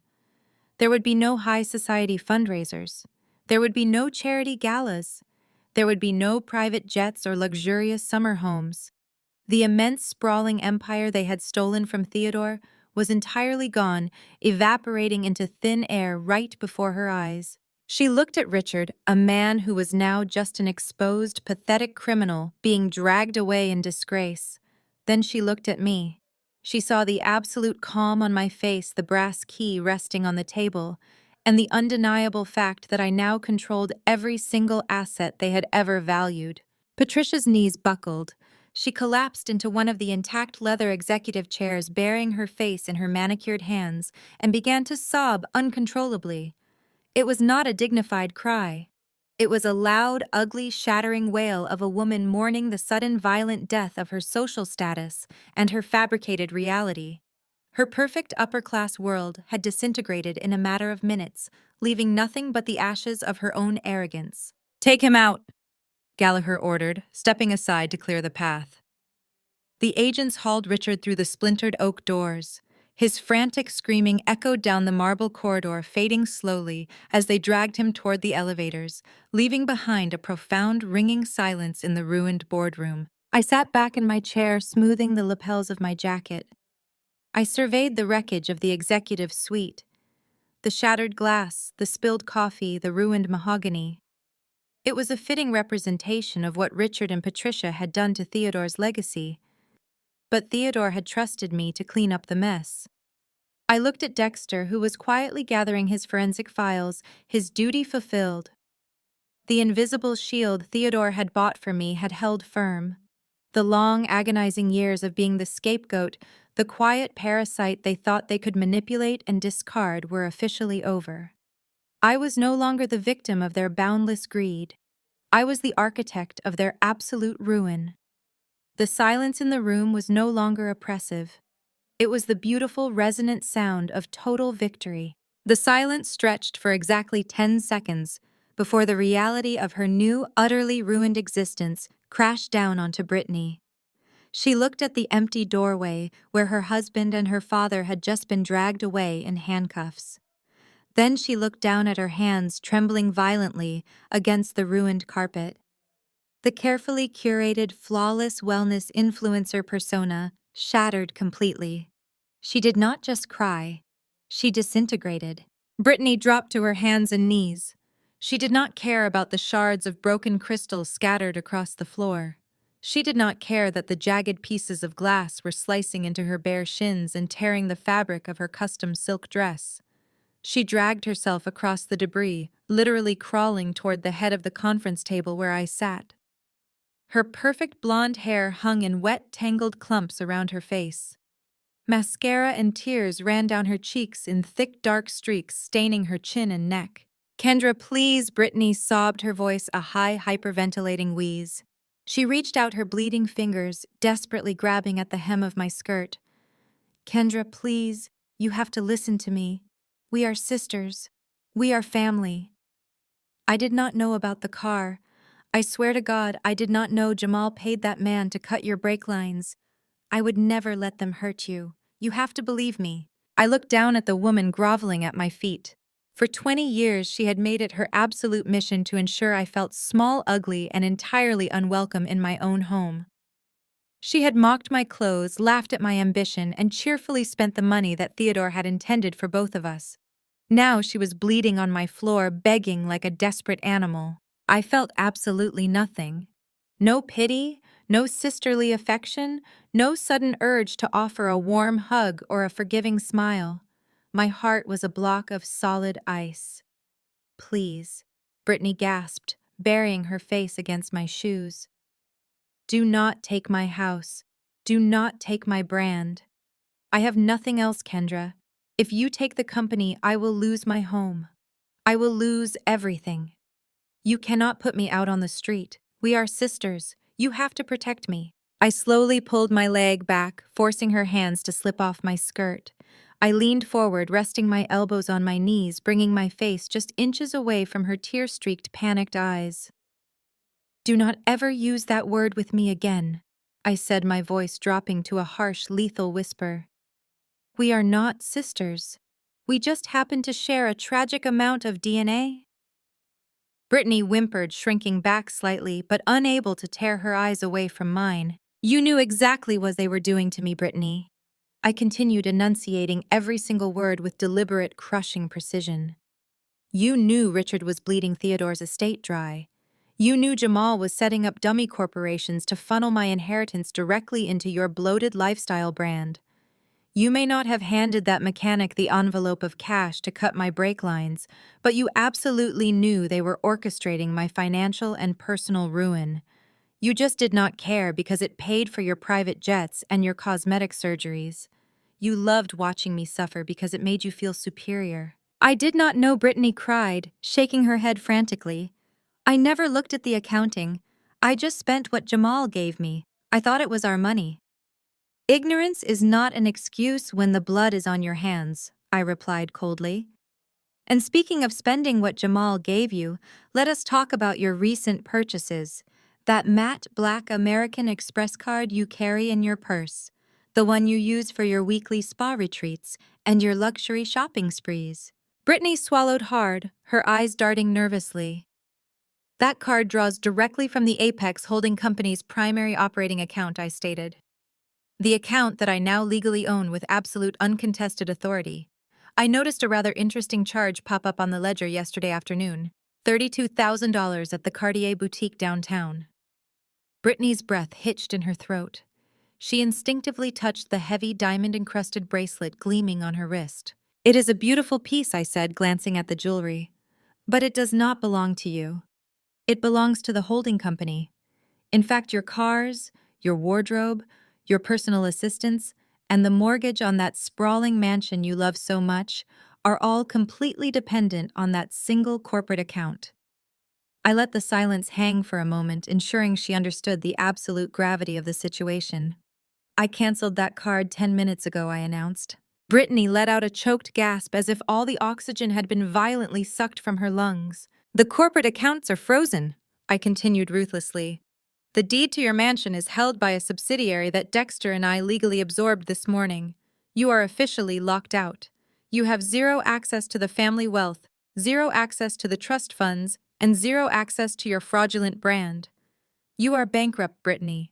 You are a broke, unemployed accessory to federal wire fraud. I suggest you go home, pack whatever cheap clothes you can fit into a single suitcase, and figure out how to navigate the public transit system. Because by tomorrow morning, my private security team will be changing the locks on your front door. Brittany collapsed backward, sitting heavily on her heels amidst the broken glass. She stared at me with wide, uncomprehending eyes, her brain completely short-circuiting as it tried to process the absolute instantaneous destruction of her entire privileged existence. She opened her mouth to scream, but only a pathetic, high-pitched squeak came out. She curled into a tight ball on the floor, weeping with the raw, devastating realization that she was completely and utterly ruined. I sat up straight, ignoring her pathetic display, and turned my attention to the only other person left in the room. Patricia was standing perfectly still near the mahogany wall paneling. She had watched her husband get hauled away by federal agents. She had watched her son-in-law face decades in a maximum security penitentiary. She was currently watching her golden spoiled daughter weep on the floor in absolute financial ruin. The aristocratic matriarch had run out of threats. She had run out of aggressive posturing. Her money was gone and her power had vanished. But Patricia was a survivalist. She had spent her entire life manipulating everyone around her to maintain her status. Realizing that sheer intimidation had completely failed, she decided to pivot. She smoothed the front of her designer dress, wiped the remaining tears from her eyes, and walked slowly toward the conference table. She did not yell, she did not command. Instead, she arranged her face into a mask of deep maternal sorrow. She was preparing to deploy the ultimate desperate weapon of a cornered narcissist. "Kendra, sweetheart." Patricia began, her voice suddenly soft, fragile, and dripping with manufactured affection. "Please let us just take a breath and look at this rationally. You are angry, and you have every right to be. Richard lost his way, and Jamal clearly made unforgivable mistakes. But this is going too far. You are destroying your own family. I know you, Kendra. I raised you. You have such a good, forgiving heart. You do not want to see your sister homeless. You do not want to see your mother destitute. We can fix this together, just the three of us. You have the power now. You can drop the civil suits. You can call the federal agents and tell them it was all a big misunderstanding. We can be the family we were always meant to be." I stared at Patricia. The absolute audacity of her plea hung heavily in the air, toxic and suffocating. She stood there, her hands clasped together beneath her chin, tears welling in her perfectly maintained eyes, waiting for me to break. She was waiting for the compliant, desperate girl she had conditioned me to be. She expected me to fold under the weight of her manufactured maternal grief. I watched her cry. I watched her fake tears stream down her powdered cheeks. I watched her weaponize the concept of motherhood. She weaponized motherhood when I was a child to keep me compliant. She weaponized motherhood when I was a teenager to make me feel inadequate. She was weaponizing it now to save her stolen fortune. There was a time when a single tear from Patricia would have sent me into a panic. There was a time when I would have done absolutely anything to earn a fraction of the affection she freely poured over Brittany. But looking at her now surrounded by the shattered glass and the ruins of her criminal conspiracy, I felt completely hollowed out. The illusion was gone. The monster was unmasked. I did not respond. I simply kept my eyes locked on hers, my expression entirely blank, letting the oppressive silence stretch out. Patricia's soft, pleading facade began to crack. The corners of her mouth tightened. The maternal sorrow in her eyes hardened quickly, replaced by the familiar venomous resentment she had harbored for me my entire life. She realized the emotional manipulation was failing. The guilt trip was completely ineffective. Her panic flared into raw, defensive fury. "I fed you!" Patricia shrieked, abandoning the gentle tone and stepping forward, her voice echoing harshly against the mahogany walls. "I gave you a roof. You owe me Kendra. You can't put your mother on the street." I let her words hang in the air for a long, agonizing moment. Then I placed my hands flat on the conference table and pushed myself up. I stood tall, my posture perfectly straight, my shoulders squared. I reached down and methodically adjusted the lapels of my tailored suit jacket, moving with deliberate, unhurried precision. "You were never my mother," I said. My voice was completely void of emotion. It was flat, clinical, and absolute. "You were my warden." Patricia flinched, physically recoiling as if I had struck her across the face. "I survived you, Patricia." I continued, my voice steady, utilizing a rhythm that hammered each word into the silence of the room. "I survived your quiet cruelty. I survived your loud disdain. I survived every single day you looked at me and wished I was someone else. You did not feed me out of love. You maintained me because Theodore demanded it. You kept me under your roof because it allowed Richard to quietly siphon away my inheritance right under my nose. You only tolerated my existence because you needed my signature to fund your extravagant parasitic lifestyle." "You ungrateful wretch!" Patricia hissed, her hands balling into tight fists at her sides. "We gave you everything." "You gave me an education in survival," I countered instantly, stepping around the broken glass to stand directly in front of her.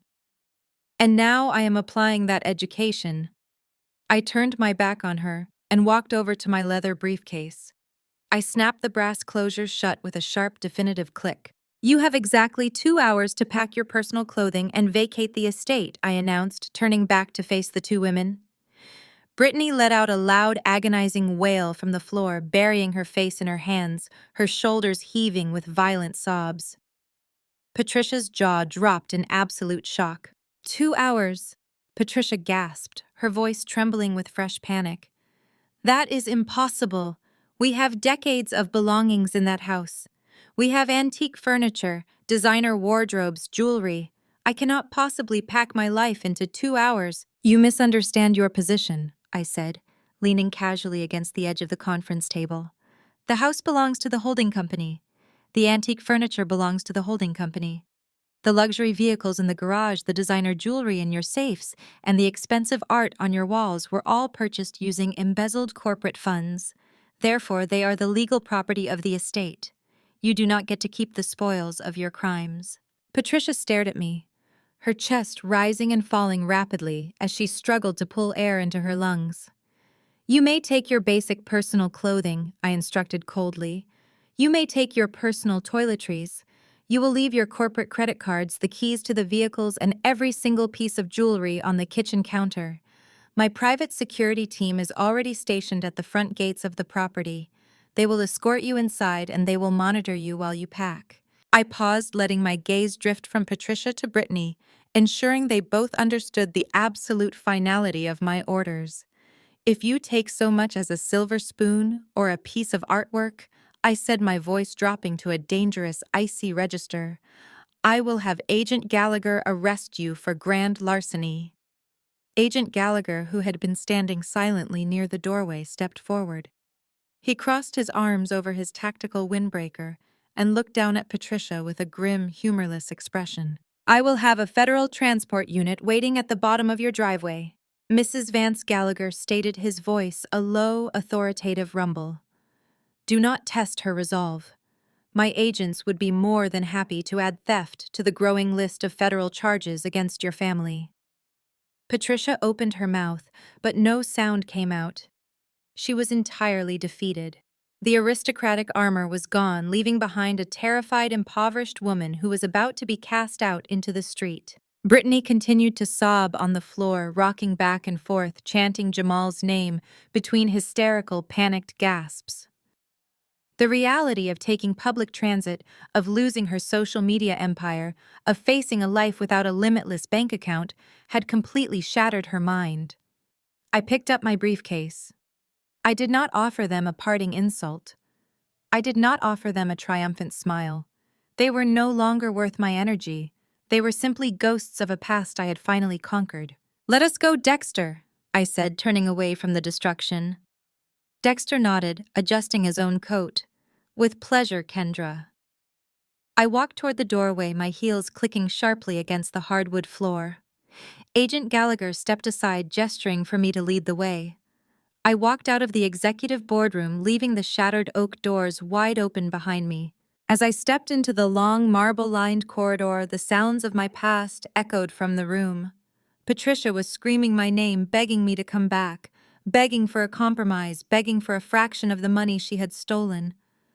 Brittany was wailing a high-pitched, endless sound of total despair. I did not break my stride. I did not look over my shoulder. I walked down the hallway alongside Dexter and Agent Gallagher, leaving the two of them alone to scream and sob in the absolute ruins of their shattered, fraudulent empire. The air in the corridor felt incredibly light. For the first time in my entire life, I could finally breathe. Exactly 30 days later, the absolute magnitude of their destruction became a national spectacle. The arrest of Richard Vance and his high-powered son-in-law did not just make the local evening broadcasts, it dominated the 24-hour news cycle. Their mugshots were plastered across every major financial network. Pundits dissected the sheer arrogance of their embezzlement scheme, marveling at the audacity of a corporate titan who thought he could steal a multi-billion-dollar empire in broad daylight. The fallout was instantaneous and utterly merciless. Chicago's elite society, a circle, Patricia had ruthlessly clawed her way to the top of, turned their backs on her with breathtaking speed. The exclusive country club revoked her membership within 24 hours of Richard's arrest, citing a morality clause she herself had once weaponized against rival socialites. Her phone stopped ringing. The charity gala invitations vanished. The women who had once kissed her cheek and complimented her designer gowns now crossed the street to avoid being photographed near her. Patricia was completely blacklisted, exiled from the only world she had ever valued. Brittany, however, refused to accept defeat quietly. Stripped of her mansion and her Black American Express card, she fell back on the only currency she had left, her internet audience.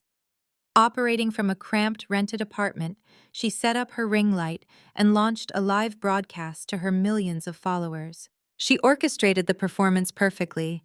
She wore a plain gray sweatshirt, her blonde hair tied in a messy bun, her face scrubbed clean of makeup to project raw vulnerability. She stared into the camera with wide, tear-filled eyes, sobbing about how her family had been torn apart by greedy corporate lawyers.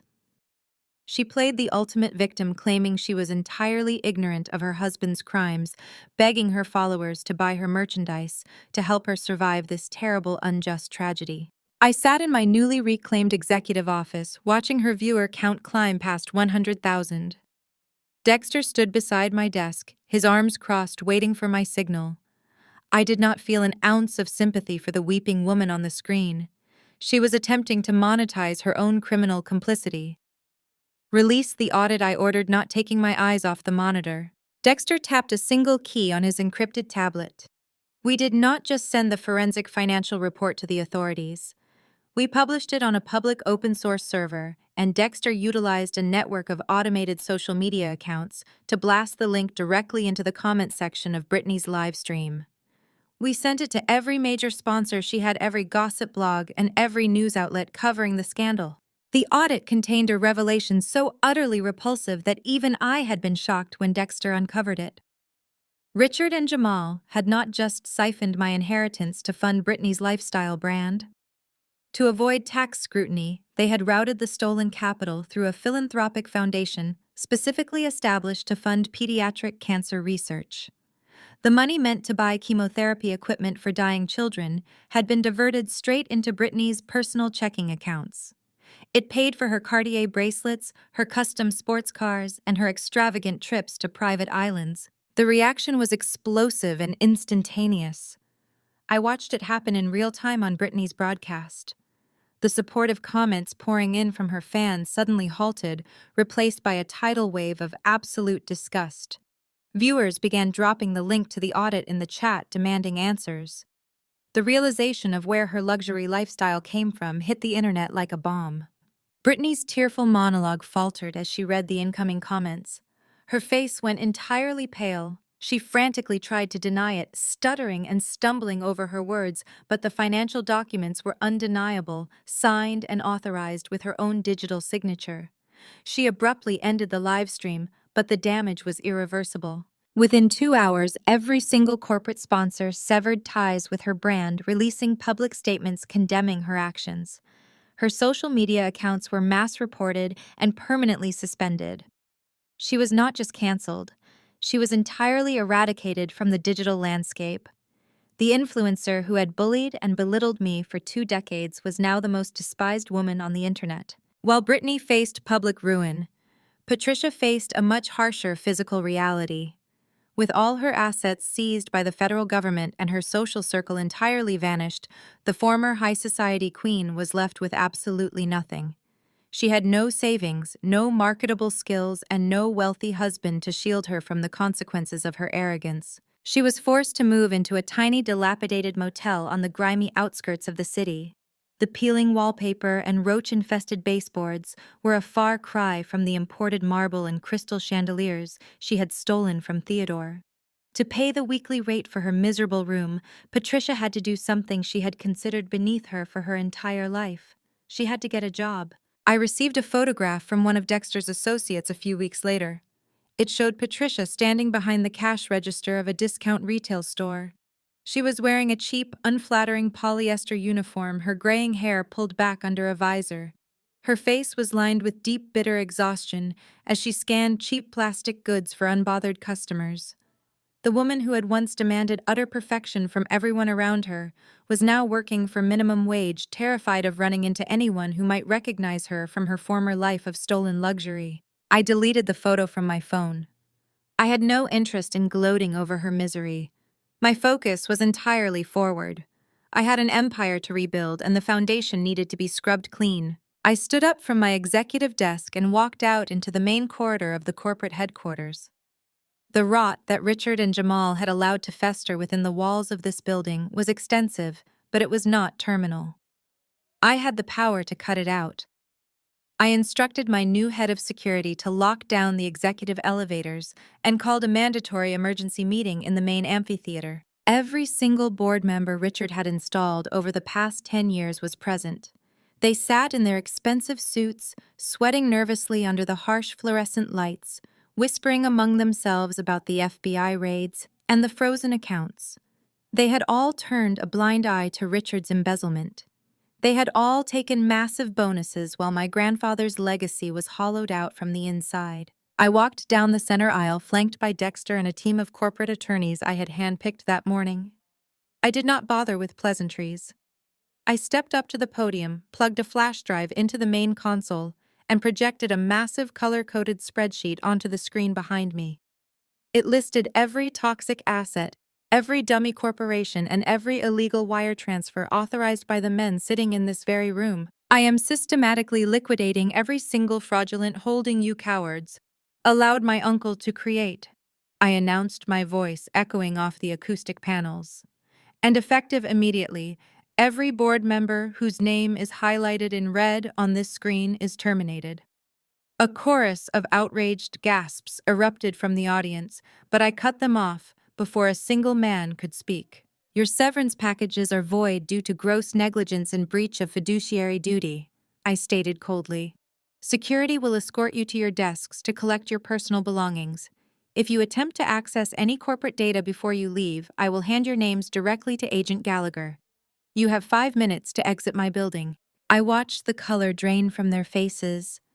A room full of arrogant, overpaid executives was suddenly reduced to a group of terrified, obsolete trespassers. They scrambled out of their imported leather chairs, tripping over their own expensive briefcases to reach the exit before my private security detail forcefully removed them. Within 3 minutes, the grand amphitheater was entirely empty. The toxic rot that had threatened to completely consume my grandfather's legacy had been surgically and ruthlessly excised. I stood alone at the podium, breathing in the quiet, sterilized air of a newly reclaimed empire. The fight was definitively over. The reconstruction could finally begin. Over the next 6 months, the holding company underwent a severe, uncompromising metamorphosis.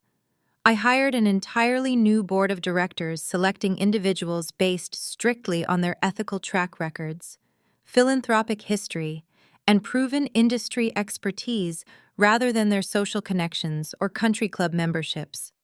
We sold off the bloated vanity projects Richard had acquired to boost his own ego. We dissolved the shadowy shell companies Jamal had used to launder our assets. Every single stolen dollar was meticulously traced, recovered by a team of aggressive forensic accountants, and returned to the primary operating accounts. But I did not just restore the company to its former financial glory, I fundamentally changed its core corporate purpose. I remembered the sheer suffocating terror of being an unwanted adopted child trapped in a house where my basic existence was considered a burdensome obligation. I remembered how easily Richard and Patricia had manipulated the legal system, utilizing high-priced lawyers to isolate me, silence me, and steal my inheritance. I possessed the power and the capital to ensure no other child would ever have to face that exact nightmare alone. I established the Theodore Vance Memorial Trust. I bypassed the standard sluggish charitable avenues and diverted $40 million of the recovered funds directly into its primary operating account. It was not a superficial vanity charity designed to host lavish galas for wealthy socialites who wanted to feel good about themselves. It was a viciously effective, highly specialized philanthropic strike force. We hired top-tier family law attorneys, aggressive private investigators, and dedicated child psychologists. The trust provided absolutely free, uncompromising legal counsel and financial support for exploited foster children and adoptees facing abuse, financial theft, or abandonment by their legal guardians. We audited corrupt foster systems. We filed massive civil suits against abusive caretakers. We became the impenetrable, heavily funded shield for vulnerable children that I had so desperately needed when I was young. Within months, our legal team had already dismantled 3 fraudulent group homes and secured the stolen trust funds of a dozen orphaned teenagers. A year after the FBI raided the executive boardroom, I found myself walking up a pristine, manicured hill on the quiet, affluent outskirts of the city. The morning sun was brilliant and warm, casting long, peaceful shadows across the emerald grass of the cemetery. The air smelled of damp earth and blooming jasmine. Dexter walked silently a few paces behind me, his heavy footsteps providing a comforting, familiar rhythm. He wore a sharp black suit, his posture as vigilant and observant as ever, though the clinical, aggressive tension that used to constantly radiate from him had significantly softened. He was no longer just a private investigator or a bodyguard. He was the chief operating officer of the Theodore Vance Memorial Trust, utilizing his extensive forensic skills to actively dismantle corrupt guardianships across the state. He had become a genuine trusted friend. I stopped in front of a massive, elegant marble headstone shaded by the sprawling branches of an ancient oak tree. The name Theodore Vance was engraved deep into the stone, unweathered, pristine, and resolute. I stood there for a long time, listening to the gentle rustle of the leaves overhead. I did not feel the crushing, suffocating grief that had paralyzed my lungs on the day of his funeral. I felt an overwhelming sense of profound, absolute peace. Theodore had seen the truth when everyone else had been blinded by Patricia's aristocratic illusions. He had known exactly what his family was capable of, and he had trusted me with the exact weapon required to destroy their facade. I knelt down on the soft, dew-covered grass. I reached into my dark wool coat and pulled out a single perfect white rose. I placed it gently against the base of the cool marble stone. We did it. I whispered, my voice steady and clear in the quiet morning air. I cleaned up the mess. Your legacy is completely safe. Thank you for believing I was strong enough to hold the key. I stood back up, brushing a stray blade of grass from my knee. I looked back at Dexter.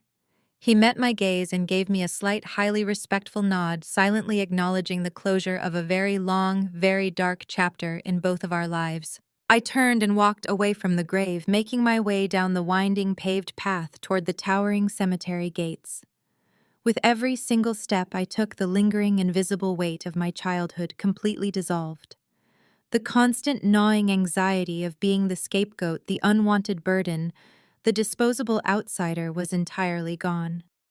I was not defined by Patricia's quiet cruelty or Brittany's shallow, vicious jealousy. I was not defined by the trauma they had inflicted or the lies they had spread. I was defined entirely by my own survival and the empire I had ruthlessly reclaimed. I stepped through the wrought iron gates and walked toward the private driveway. Sitting at the curb, gleaming under the morning sun, was my car. It was not the practical, sensible sedan I had driven during my years of quiet submission. It was a sleek, aggressive, custom-built luxury sports car, painted a deep metallic black that absorbed the light. I opened the heavy door and slid into the driver's seat. The leather was immaculate and smelled of absolute newness. I pressed the ignition button, and the engine roared to life with a deep guttural growl that reverberated powerfully through my chest. I gripped the thick leather steering wheel, feeling the raw mechanical power waiting patiently at my absolute command. I glanced up into the rearview mirror. The woman looking back at me did not resemble the terrified, isolated girl who used to hide in the darkest corners of a sprawling suburban mansion. Her eyes were sharp, bright, and completely fearless. She was independent. She was respected. She was utterly untouchable. I shifted the car into gear. I did not look back at the cemetery, and I certainly did not look back at the ruins of the family I had left behind. I pressed my foot down heavily on the accelerator. The sports car surged forward, tearing down the road and heading straight into the vibrant heart of the city, carrying a woman who was finally completely and undeniably in control of her own destiny. The most profound lesson from these stories is that your true worth is never defined by those committed to misunderstanding you. When toxic family members weaponize conditional love or attempt to sabotage your success, the healthiest response isn't to fight for their approval. Instead, it is to walk away and quietly build your own empire. Real strength lies in recognizing that you owe no loyalty to people who exploit you, regardless of shared DNA. True family is always built on mutual respect and genuine support, not manipulation and control. Take back your power today by setting firm boundaries with anyone who drains your peace. Have you ever had to walk away from a toxic relative to protect your future? Share your story in the comments below.